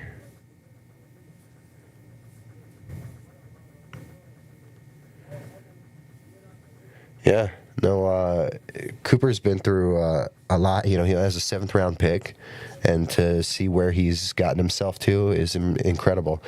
And so when you got small stuff like this, or, I mean, again, doesn't seem like it's to the level of like it's like a Greg Hardy thing, but none of this is ever good news. It's not positive news. It's never fun. And just talking about this on my end, it's not fun for me having to cover it. It's probably not fun for you as the fan to be like, man, this sucks, because a lot of us fans have a lot of respect for Coop and for a lot of what he's done. And then, again, this is something that both people could have done better. In a lot of states, both of them are going to go to jail. That's why you see down here in the bottom, guys, you do see that, both, the woman and him were both arrested and both booked. But, yeah, and in a lot of states, they do separate. A lot of people, when there's a DV call, they're both going. And they're both going to jail, so they're both separated. And so it prevents each other from maybe retaliating at each other in that moment. That's why it's important that sometimes both of them do go. Yes, at this moment, no matter what, Coop may not be at camp, at least, if this is a thing. So, yes, so that's a good point, is that more playing time for Jonah Ellis. He may get more snaps. All right, guys, I'm going to jump off this, and not the stream. I'm just jumping off of this screen in about like 15 seconds. So if you want to read it now, pause it. If not, I'm changing it, because I do not like having stuff like this on my screen and having to cover stuff like this. It's never good for the game when this stuff is something that's being brought up anyway. But yeah, no. So Ellis, he can definitely pick up some starts, guys. There's some stuff he can pick up from this, or not starts, but at least some more snaps. From what it sounds like, he is, at least from how Sean Payton made it sound like, he's playing too good at edge. And he is Shaq Barrett 2.0, so Jonah is easily a starting edge on other teams. And the fact that we have the luxury to say, oh yeah, he's a starting team. I mean, he's a starting edge on other teams, but he can easily be, for us, he can take some snaps at inside just because we're that filled on edge. We're that deep on edge that we're able to have that luxury to take a guy who could be a top edge for other teams and just make him get at some snaps at inside just to try it. So we are spoiled, guys. All right, so we're going to jump off of that affidavit real quick, guys. That's nothing fun. Never enjoy talking about that stuff. All right. So we're just going to chill right here on the still up page real quick and open up the camera maybe. All right. Here we are, guys. So, I had to give just a little bit of time to that. I wasn't going to give a lot of time to the Jonathan Cooper discussion. I kind of touched on it a little bit at the beginning of the show, but I in no way or form wanted to keep going on the whole Cooper situation. It's never fun for any of us. And yeah, guys, we're at what is currently 11:45 p.m. Mountain Time. Thank you for dropping in. My name's Cody Chapa. This is Still Up Sports, and we're just trying to normalize the idea of late night sports talk. Whether it's about the Broncos, whether we're talking about the Golden Knights and the Carolina Hurricanes series, it's been a hell of a series so far. It's been exciting, no matter if you're a fan of either of those two teams, you should be happy to see some good competitive hockey. Let's see. Yeah. So, it's a rough discussion with the Cooper thing, but we'll just play it out, guys. And that's how a lot of this stuff is. You got to let it be, and you got to see how it pans out. It's never fun. That's all it is. That's all I'll say there. In the moment, though, I don't know if this is going to affect Coop with coming to camp and stuff, but Ellis can benefit from this from snaps. All the other guys can benefit from this from snaps. Yeah, I know. It's a very evenly matched team. That's a great point, Adam, and I do think that's a great assessment for what you said right there. Big applause for Adam. Yeah, very evenly matched team, and it makes for an exciting series. There was a period where a few Knights fans seemed like they were ready to just call it. If anything, it's like, with the period to go, anything can happen. And sure enough, they almost lost that one. So it's going to be crazy. I still got it going as a 7-game series. I think they're going to find a way to make it go that way. 6-7 series. Yeah, 6-7. We're going to go for another 35 minutes, guys, and just wrap up at 2 hours. That way I don't have to, turn this into a 7.5 episode. We'll count it as a full episode 8. But for me tonight, guys, after I go off air tonight, I'm going to be filming a little fridge review like MTV Cribs, so you guys can see what's sitting here in the fridge. Besides that, I got some more cleaning and rearranging I'm doing here in the studio and in the room. And then besides that, I got to sit at the computer and finish this Garrett Bowles video, because I have a Garrett Bowles video hopefully coming out Monday, Tuesday. That'll be my first official video on a topic, a subject, and I will air it hopefully on Monday's stream. If I can't air it on Monday's stream, I'll sit on it till Wednesday's stream, just so I can air it on Wednesday's stream. But I wanted to do a video on Garrett Bowles just because he's one of my favorite Broncos on the team, and I can relate to a lot of Bowles in his life and his upbringing, or at least some of the stuff that he's had to deal with. And really pumped for Bowles because he had a rough. If anyone knows about Garrett Bowles, he had a rough few years when he first got to Denver, with the holding penalties and the offsides and all that. You know that that was a problem with him, and he quickly shook that narrative after a few years. It was a problem, but he shook that narrative pretty fast and is now an All-Pro tackle. Again, look at that matchup. I still have us beating the Rams. I still have that as a Broncos win, and it's because of the fact that I'm going to lean on that Garett Bolles stat that he has shut down Myles Garrett pretty well. Yep. Literally most hated to literally everyone was screaming saying, let's get rid of him, cut him, get rid of him, waste of a pick, why are we doing this? That's what people were thinking with Garrett, and they said, are we going to keep letting this guy be a liability? Are we going to keep letting a guy like Garett Bolles hurt this team? That's what people were saying. And now he has literally become the very loved. Yes, I never stopped loving him. I was always frustrated with the penalties and stuff, but I never stopped loving him. As someone who spent high school in Utah and being surrounded by people who were just all like love BYU, I intentionally was just told people that I liked Utah just to piss them off, just because they were BYU fans. But I loved Garrett still, and never once did my support for Garrett ever waver. It was frustrating at times having to defend him when that stuff happened. But he really turned it around, and Garrett knew how to really. He was always likable from a personality standpoint. People never just cared. They didn't care about that side. They were not interested until he flipped that narrative on the holding and all that. Absolutely. No, I was getting close to being pretty tired of it. It was getting frustrating. I just was like, man, this guy is such an athletic freak. And look at him now. He is by far one of the biggest, scariest left tackles in the league. One of the kindest humans in the league, too. One of the kindest human beings out there in football. But yeah, if you look at him on the football field, humongous, terrifying giant.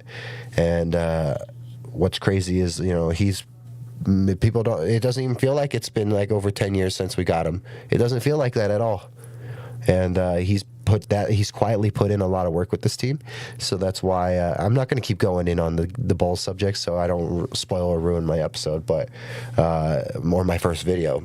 And you guys got to cut me some slack on that first video. I don't know how pretty it will be, but it's going to definitely be us talking about that subject, and it's going to be maybe a 10-minute video. 10 to 15-minute video is what I'm aiming for. But I'm very rough with this editing still, so we're still trying to figure it out. But I do have a nice little Bolles video, and I think it would maybe at least pay homage to how far he's come. And I think Garrett has quietly done a lot to become one of the best tackles in franchise history. I think there's just a few little things to do, and maybe it sends him over the hump.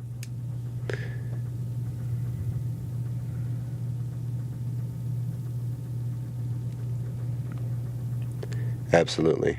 We were going backwards plenty back in 2019, 2020. I just hated that, that was those teams were just, you just think since 2016 up until maybe right until that first Sean Payton year, really. Every team had its own problems, whether it was just bad quarterback play or, a team that just could be, even when the quarterback, no doubt our problem all those years was we didn't have a quarterback.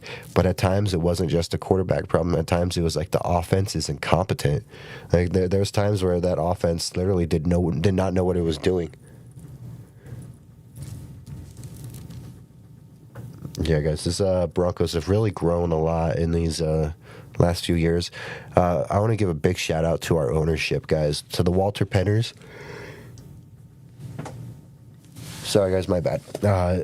Big shout out to the Walton Penner Group, guys, because, with what they have done with this team and be able to provide a new facility, this facility looks amazing.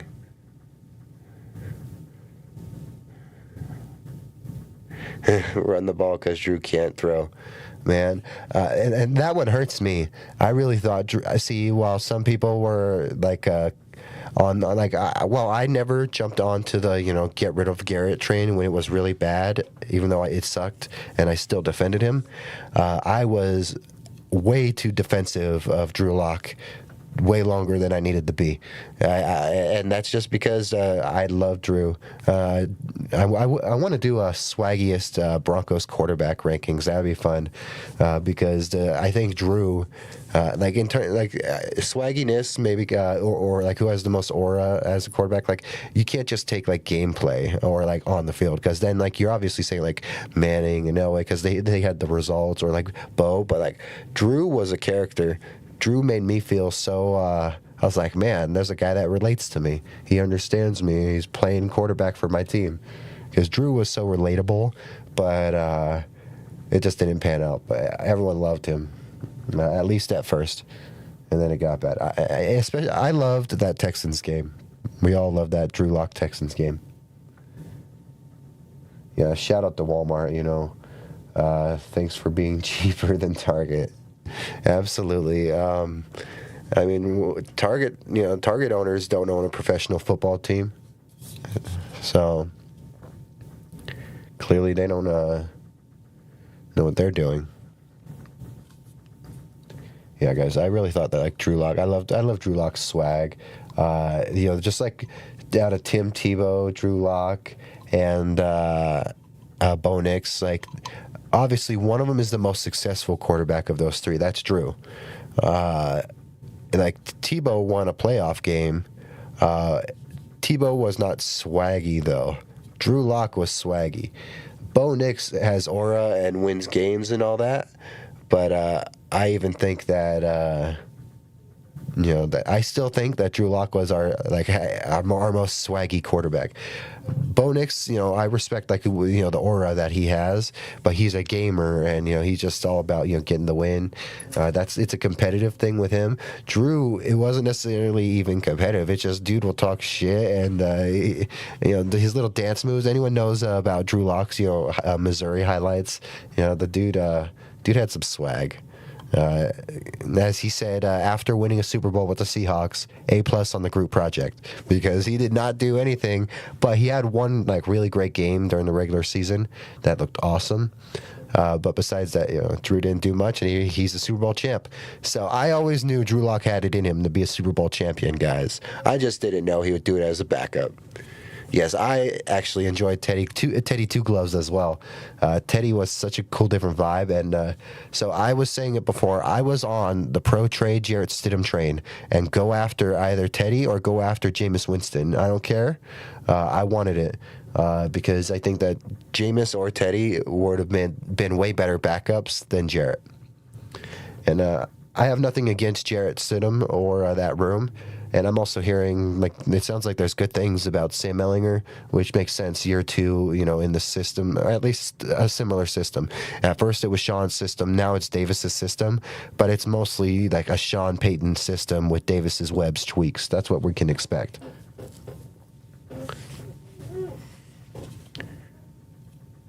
Yeah. Yeah. You have his put-on dance. Everyone knows, I Put On by Young Jeezy. That's exactly what he was rapping. That's where the dance came in. Yeah.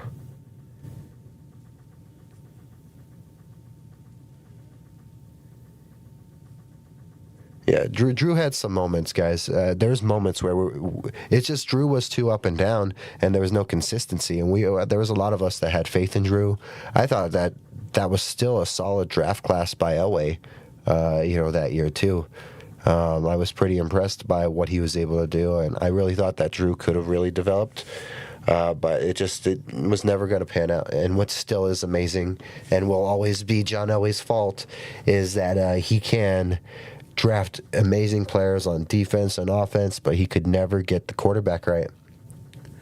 That will always be a frustrating thing for Broncos country, is that John Elway was never able to get the quarterback right.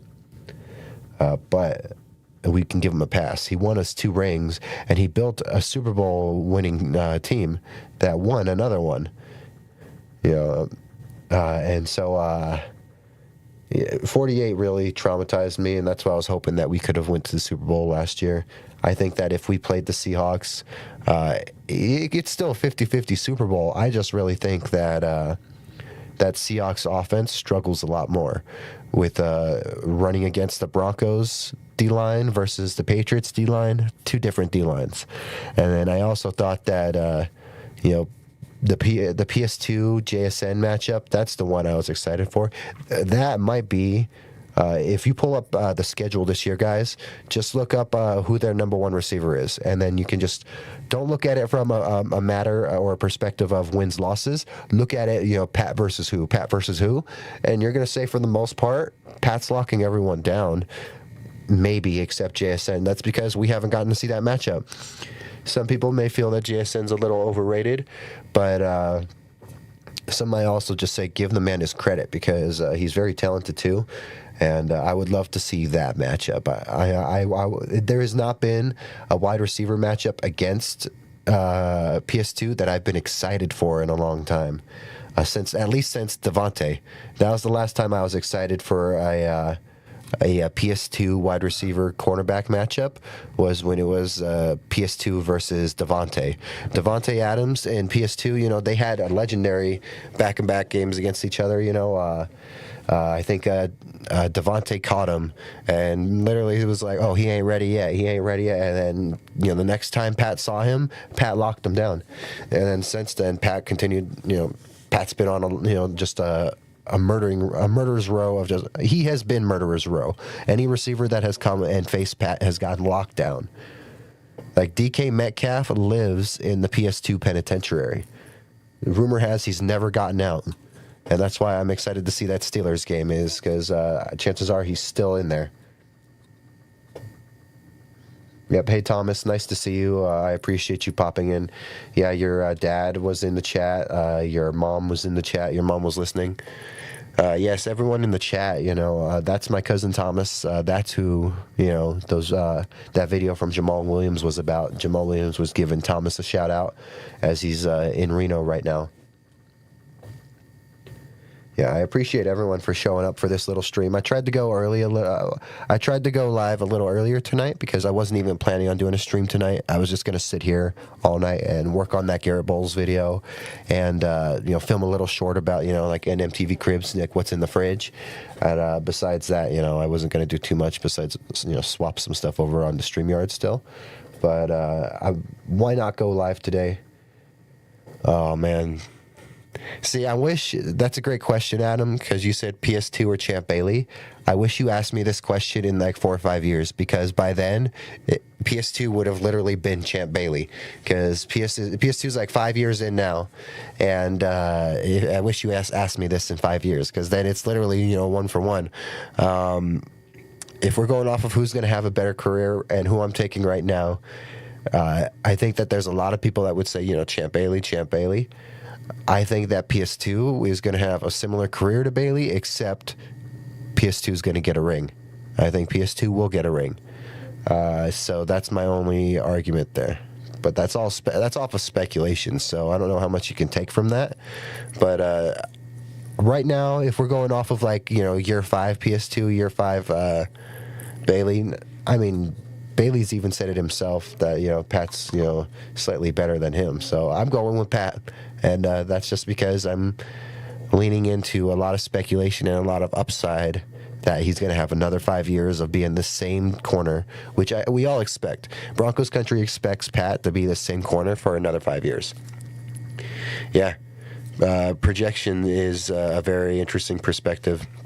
And that's why, your safe bet, if you're going off of that choice between Pat and Champ, is Champ. Champ's a safe bet. But 5 years into it, Pat is literally looking like Champ. So if Pat has the same career for another 5 years, which a lot of us think he can, and I've even speculated that I would love to see Pat play corner for another few years, and then 4 or 5 years, and then if he needs to, eventually, one day, make the switch to safety, because Kareem Jackson started out as a corner, and a really good corner. Go look at Kareem Jackson's tape as a corner coming out of Alabama and then going to the Texans. Kareem Jackson was a really good corner, and it just felt like because he was an average size corner or so, he grew and eventually grew out of being a a corner and grew perfectly into being a safety. And I think Pat could play another 5 years at corner, and then if he wanted to play another 5 years, he could probably flip right into safety. Pat is so smart, and Pat's game is not off of athleticism. It's all instinct and ball knowledge. Pat is athletic. He's one of the most athletic DBs out there, and he's got the size to match up with anyone. Not even questioning his athletic or his size or his physical traits. Pat alone has the skills that if he ever wanted to, he could switch to safety at the end of his career, and he can do it. Yes, I miss Justin Simmons, man. I really hope that Simmons has said it himself that he's going to keep himself in shape and that he is retired. But he has said that he is retired unless Denver has, some injuries in the safety room and if they call. So we should know that if anything happens this year with that safety room, everyone knows that Simmons has even said that he's going to keep himself in shape. He said it himself. He's keeping himself in ball-playing shape, even though he's retired. And that's because in case something happens this year for the Broncos. And that's because he loves that team. He's never leaving that city. Anyone that's been to Denver falls in love with that place. I fell in love with it. Anyone who's lived there or been there for a long period of time, especially probably has fallen in love with that place. Because I can only imagine going there for like a year or two and then being like, why would I want to leave? Because that's the vibe I get from Denver. Yep, guys, he's sleeping like a baby. Apollo is asleep like a baby, guys. He is out. Yep. I haven't seen him sleep like this in a minute, man. He's sleeping like a little baby, all curled up. Yeah, guys. But yeah, so to answer your question on Champ and Pat, I'm taking Pat just off of, I think that he's going to have the same career when it's all said and done as Champ, except there's going to be a Super Bowl or two. Also, Champ didn't get a DPOY, so I'm already on. I'm taking that too as a sign that Pat's already on a higher trajectory than Champ. Is just because he's got the DPOY already. I think that there's a solid chance that in Pat's career he might try to be able to win that again. If he could win it again, that'd be insane.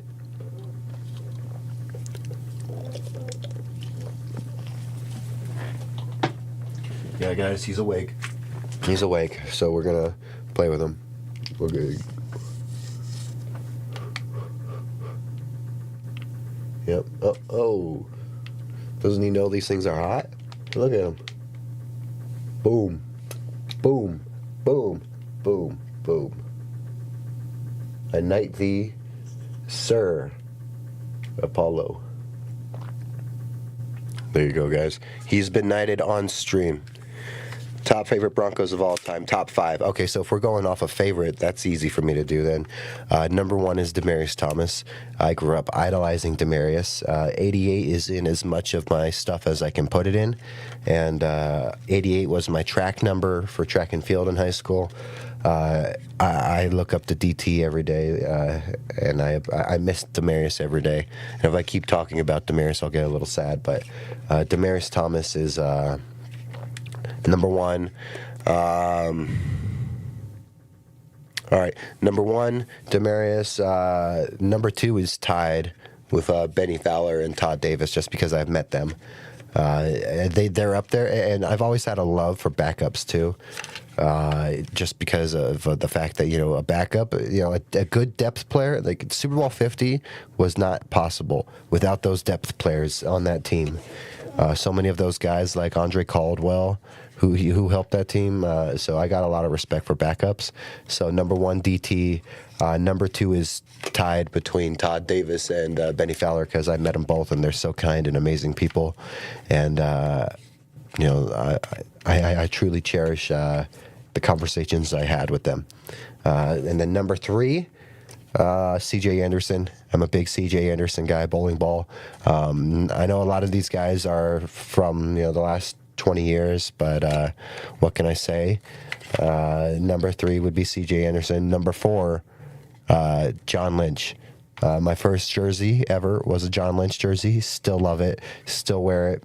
John Lynch, loved him, loved bringing the boom. I loved that in the end of the 2010s, the end of the 2000s, before the 2010s began, I loved that Denver became a home for Hall of Fame retiring safeties to go spend a few years. The Brian Dawkins and John Lynches of the worlds, I just loved that even happened. So number 4 would be John Lynch, and number 5.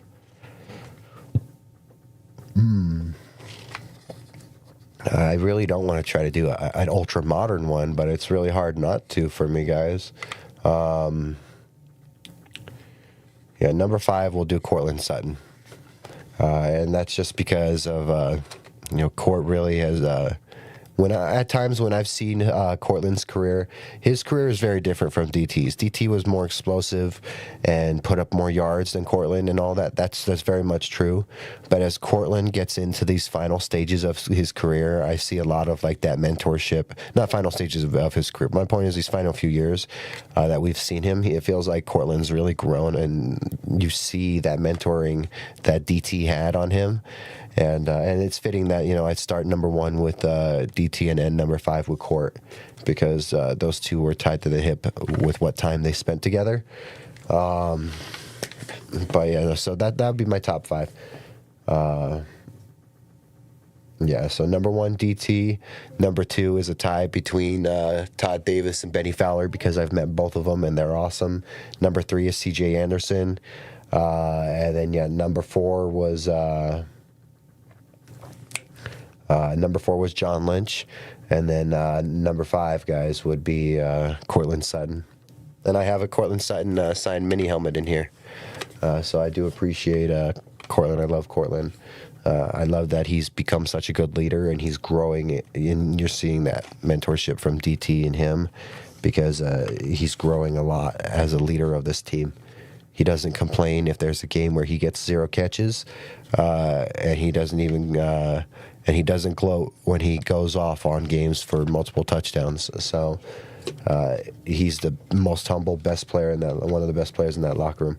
See it. I got a love for Vaughn. I got a love for like Terrell.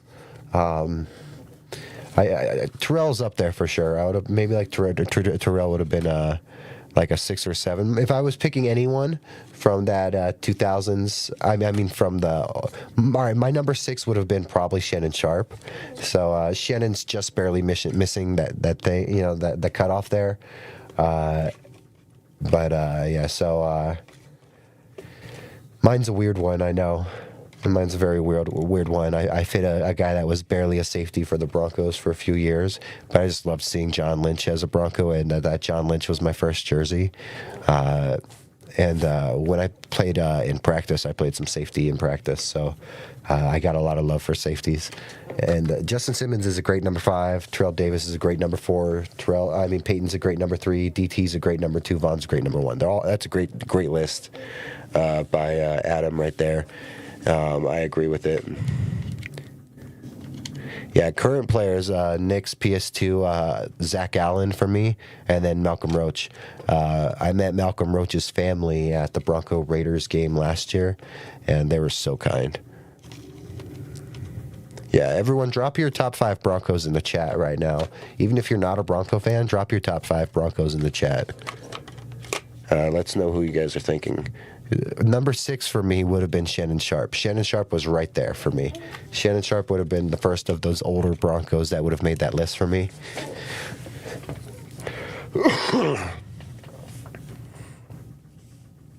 Yeah, see, so for like my mother, she's got John Elway 1, Von Miller 2, Peyton Manning 3, Shannon Sharp 4, PS2 5, which makes sense. PS2 is quietly on his path to becoming, he's already on the path of being a better corner than Champ Bailey was. He's already won Defensive Player of the Year, and I think he's going to play the same high-level ball for another 4 or 5 years. And then if at one point Pat starts to take a step back, because Champ could have made the move to safety probably. I don't know if he ever considered it, but Champ could have maybe made a good safety too. But Champ was too set on playing corner, so that's why you have the weird images of Champ Bailey wearing Saints jerseys because he was at the Saints minicamp or Saints practices. So, but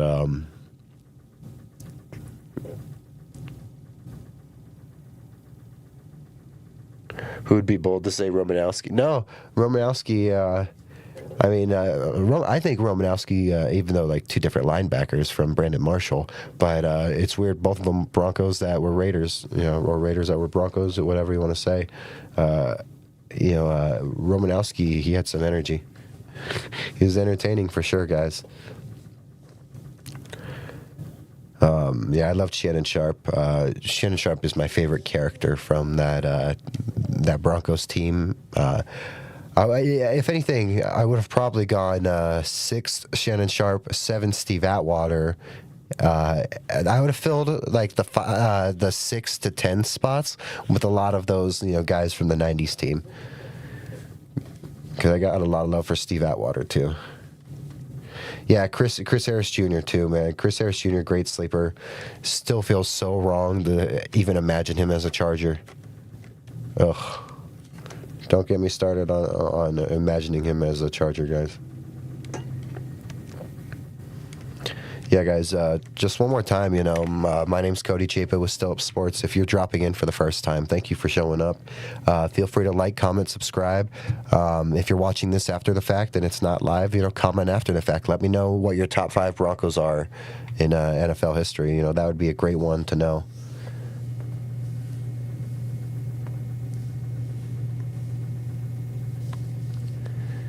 '84 is a great number.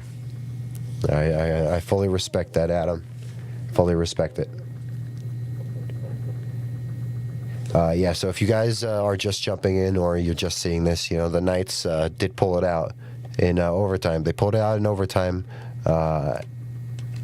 It's going to be an interesting series. I still got the Knights winning, but I also really do have it being a tight series. So we'll keep an eye on that series, guys.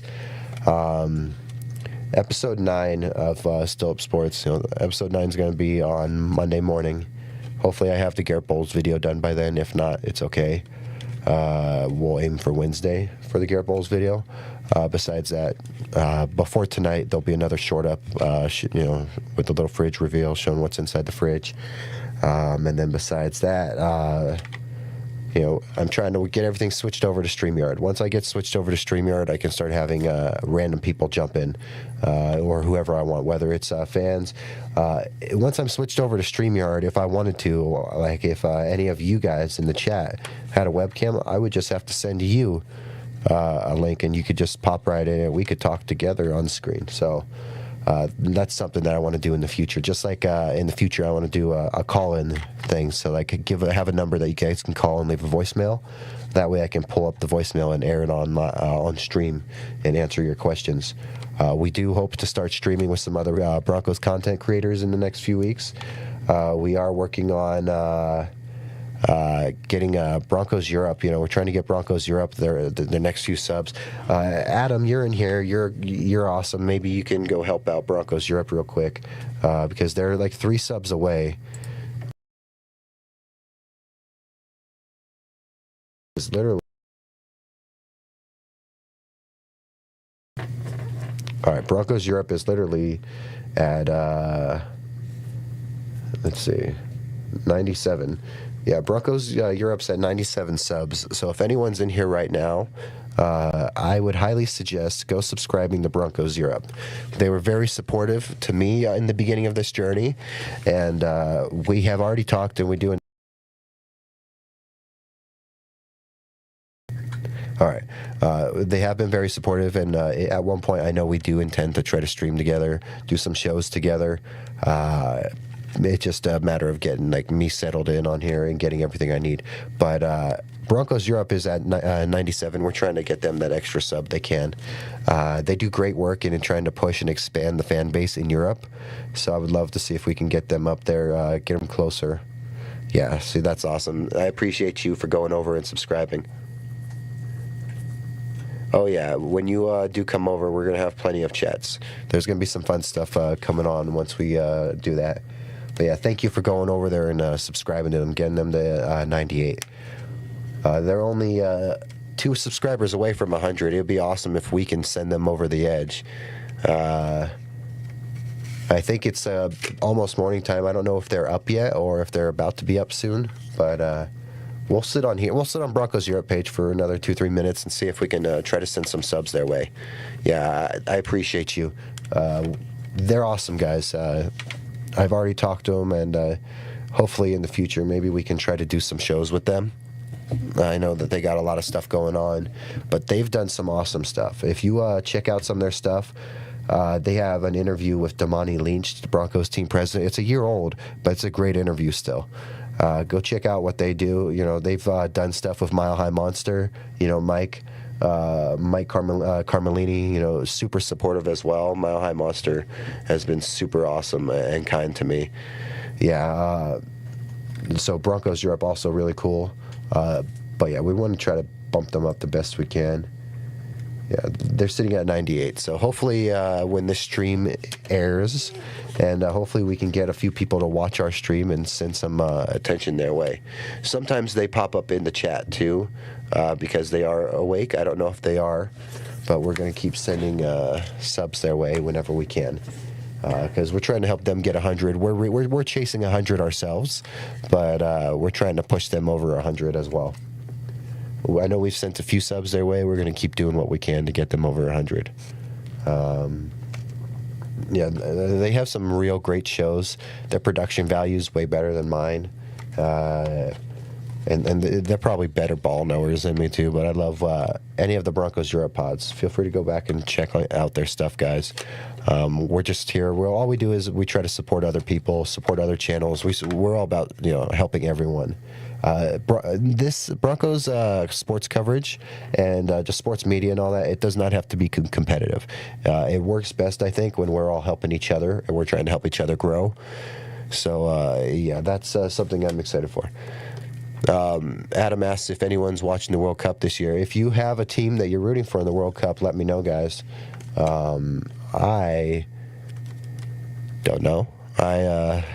My soccer knowledge, my soccer ball knowledge is pretty low, but I probably will. I'll probably pick a team out. I don't know who's good this year. Do you know? If you know anything about the World Cup, you know, feel free to drop it in the chat. You know, let me know if there's anyone that are favorites, or if anyone's like a powerhouse who we should know about. What teams we should know about? I know Argentina. I think Messi's going to be on the Argentina team, right? So that might be a good one to watch, to see Messi.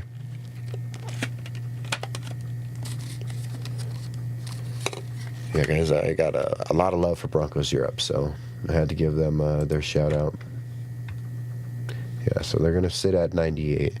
If anyone in my chat right now is still here and you're not subscribed to Broncos Europe, you know, go subscribe to Broncos Europe. It'd be awesome if they can push 100. And so when they wake up, you know, they're like, oh, look, we're over 100. But, you know, go do it. You know, Broncos Europe's awesome people. Mark's super cool. I love seeing these guys get the love that they deserve.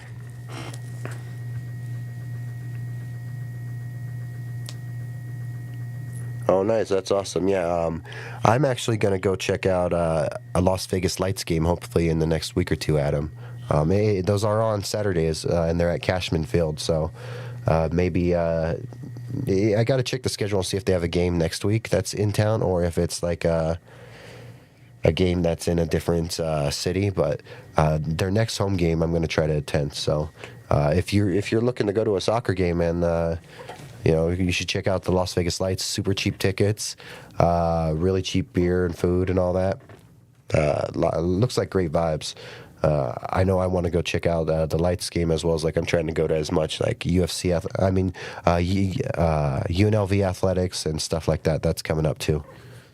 But yeah, guys, so one last shout out, Broncos Europe. Go subscribe to Broncos Europe if you're not already. You know, they're great people. They're really supportive of us, and they're great friends of Still Up Sports. All right, guys. So we're going to jump back and give ourselves one last look on the channels and all that stuff real quick.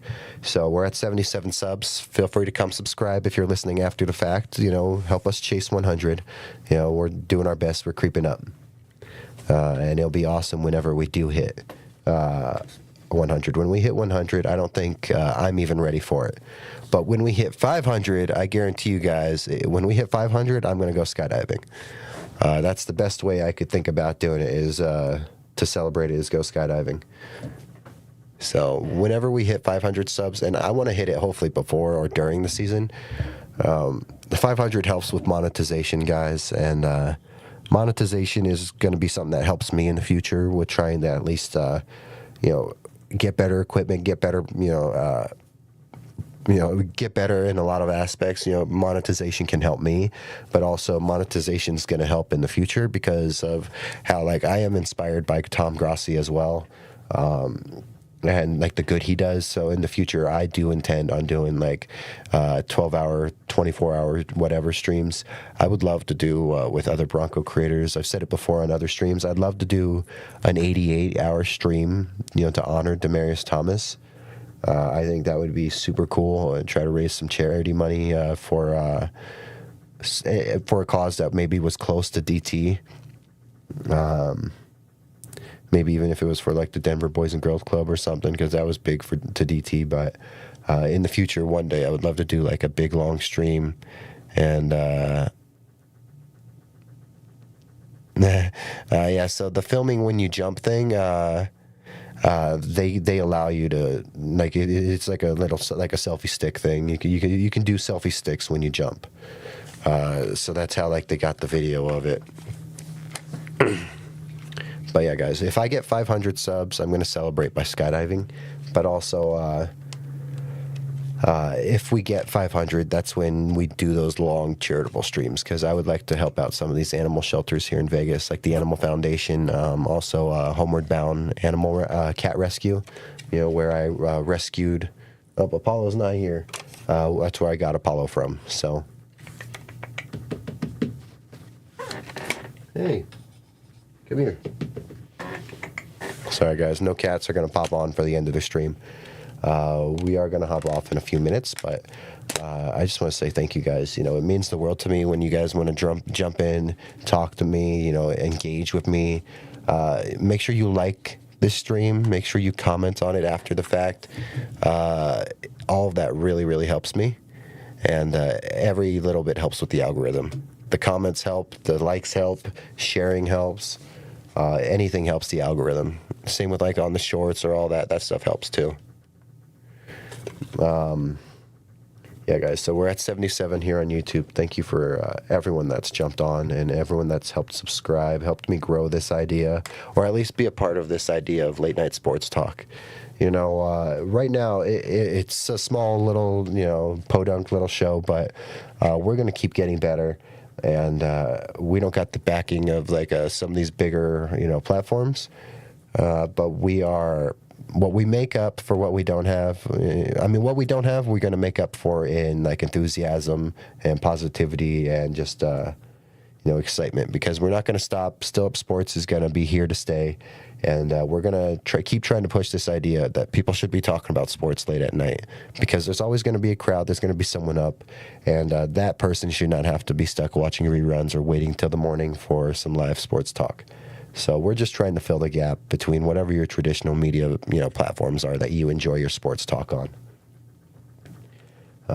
Let's see. We are going to jump off in a second, guys. So here, quick little look. All right, go check out the Twitter page.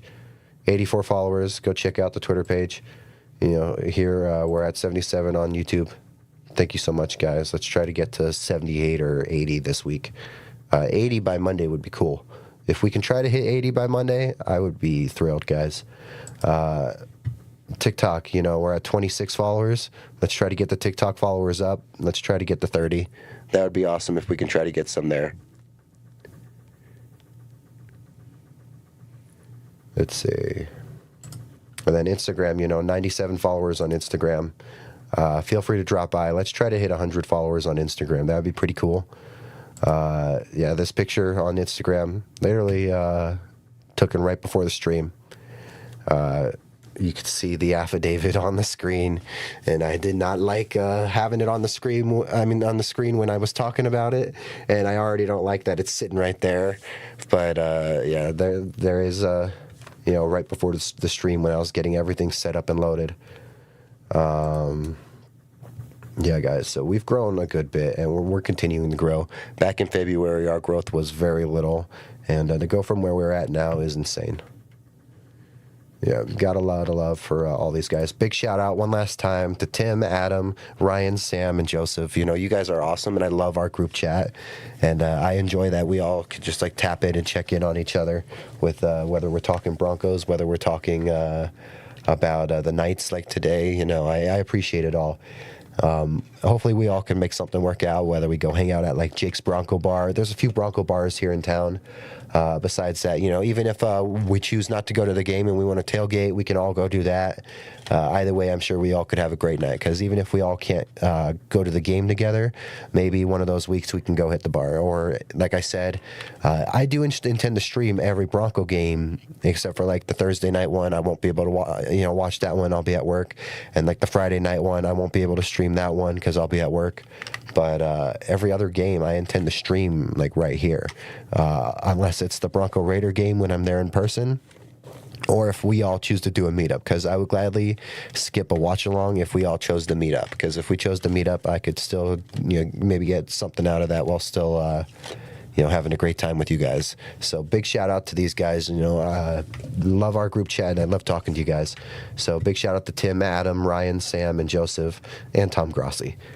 Big shout out to them. Thank you for killing it, guys. Thank you for becoming awesome friends and just being awesome members of Broncos country. Broncos country is a family. When I see a Broncos fan out there in the wild, I always just look at him and I'm like, yeah, if he needs a place to stay, I got him. Or yeah, he's invited to the wedding. Whatever you got on your mind. Broncos fans, you're invited wherever. Thank you guys for showing up. One last shout out to Goonsville. If you're in Denver, go check out the Greek Festival. Go give Goonsville their love. Goonsville's really supportive, really kind. Awesome, man. Petros is just killing it, guys. Honestly, Petros looking ripped. I mean, I thought I was in good shape. Or at least I thought I was getting into good shape. But looking at Petros, man, he's got like the guns. Dude, Petros is in great shape. I mean, maybe it's just that Greek heritage. But yes, Vegas is Broncos country for any of you guys out here. So Vegas is Broncos country. So go give Goonsville a shout out, guys. We're going to check the catalog just for a quick second. They got some great hats on there. If you're a Knights fan, go get this black and gold, $25. Use that 10%. That 10% should help with your taxes on the hat. But the Goonsville, just know it's from an awesome Broncos fan who also, loves Colorado sports, and he's just a humble entrepreneur. Goonsville's family to me. I met Petros just from one interaction in Denver, and we've become super close, and we talk often. So if I was there, I would be at the festival with him and not streaming. But hopefully he can make it out here for the Greek Festival in in September here in Vegas. If not, I will be at the Greek Festival in September here in Vegas, and I will be rocking my Greek Goonsville. So, go check out Goonsville, guys. Go check out all these awesome color combos and stuff. Some of them embroidered, some of them not. Go check out these awesome hoodies. They're great quality, super great quality embroidering. Just an awesome quality made with an awesome, concept in mind of supporting other goons, So much love to Goonsville, much love to all that Petros is up to. And I see you killing it at the Greek Festival. Today was day 2. Everyone get out there to day 3 of the Greek Festival. Go look for the Goonsville table. Go look for the yellow Lamborghini parked by it, and go say hi to Goonsville. Go buy a shirt. Go buy a hat. Go support the Greek community, because the Greek community is huge in Denver, and they deserve their love for all they do. Much love to Goonsville. Let's close the Instagram. Let's close that. Let's close that. Let's close that. I didn't talk about UFC 250 Freedom, guys. What time do I got? Let's see. All right, I got a few minutes. We'll spend 2 minutes real quick on UFC 250 Freedom. If anyone doesn't know, the UFC White House event, we're going to separate politics from this. Yes, it's on the White House lawn. Yes, it's that whatever. We're here for the fights. We're not going to talk politics when we're talking about the UFC, and let alone when we talk about UFC 250 Freedom. UFC 250 Freedom has some great fights, and that's what we're here for, what we're going to be locked into. They got some great stuff coming. Ilya Topuria and Justin Gaethje. I have Topuria pulling out the win, but Gaethje can easily be the guy to slow him down and stop him. It all just takes one, and that's a great matchup. Alex Pereira versus Ciryl Gane. I got Pereira by KO, but Gane's pretty nifty with some of his jiu-jitsu. We've never seen it much in the heavyweight division with him. But if I'm Gane, I'm trying to get Alex to the ground, and you want to use that jiu-jitsu on by far the best striker in the world. Alex Pereira is by far the best striker in the world, and if I'm Ciryl Gane, I'm doing anything I can to get him on the ground. You got Sean O'Malley, versus Zabibi. I got O'Malley, but we'll see how that one goes. I just got O'Malley because I like to go for O'Malley at times, just because he's an entertaining character, kind of like how McGregor used to be. I used to root for McGregor just for entertainment purposes. Sometimes that's how I feel about O'Malley. Derek Lewis and Josh Holtick. Okay, so if anyone has paid attention to UFC in the last few months, you'll know about Josh Holtick and the kind of trash talk and how he's come onto the scene. He's 9-0, scrappy heavyweight, but he's going to be stepping in the cage with Derek Lewis, the heavyweight with the most knockouts in UFC history. I would watch out for that one, and I got Derek Lewis by KO. Now, Josh is in for it. I mean, I'm not saying he can't pull it off. Derek has been knocked out before, but I'm just saying, you're playing with fire. He asked for a fight that, he asked for some big fights and then some steps up. Well, Derek Lewis is that step up, so be careful. All right, guys. Next we got Ruffy and Michael Chandler. I got Michael Chandler, but. Just because I think Michael Chandler's due for a win. It's been for a minute. I mean, he gets one win every once in a while, and then he goes on a losing streak. I would like to see Chandler get this win out, but at the same time, I wouldn't be too surprised if it goes the other way. But I got Chandler right there. Let's see. All right, so next we got two left, Bo Nickel and Kyle Dawkins. I got Bo Nickel. Easy. I think Bo Nickel is a rising star, one of the best wrestlers in the world, and then to have him getting better and better on his feet every year, every fight, I think Bo Nickel is literally going to be a middleweight champion one day. Maybe it's not this year, but maybe it's next year or the year after. Bo Nickel will be a UFC champion, so I do have Bo Nickel pulling that win out against Kyle Dawkins. And then in our final, fight for the card at least, we have Diego Lopez and, Steve Garcia. I got Diego Lopez. I'm a big Diego Lopez fan. Anyone who has watched Lopez this last year or two, he's really grown into his own and really has grown into a personality. He used to just be a fighter, that was just a name, but he's really stepped up and after some main event fights, and he's really grown into a good big name, like a good fighter with a big name, and I'm all Lopez on that one. Maybe I'm wrong.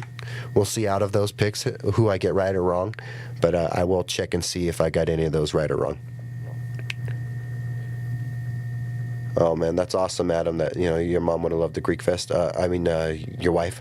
If she is Greek, they have a Greek festival coming up in Vegas in September.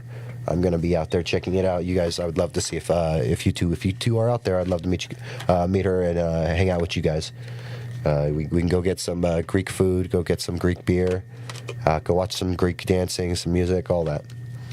All right, guys. So that was we ended that on a little quick look at UFC Freedom 250 real quick. Yes, it's at the White House. Yes, it's on the White House lawn. Yes, the president and all these other people are going to be there. It's a big polarizing event, but we're not going to get into the politics of it. We're going to look at the fights, and that's what it is. We're going to stay true to the fights, and that's all we're going to focus on. I got Topuria, winning the main event. I got Alex Pereira winning the co-main. I got O'Malley winning his fight. I got Derek Lewis winning his fight. I got Chandler winning his fight, even though I think that's a 50-50.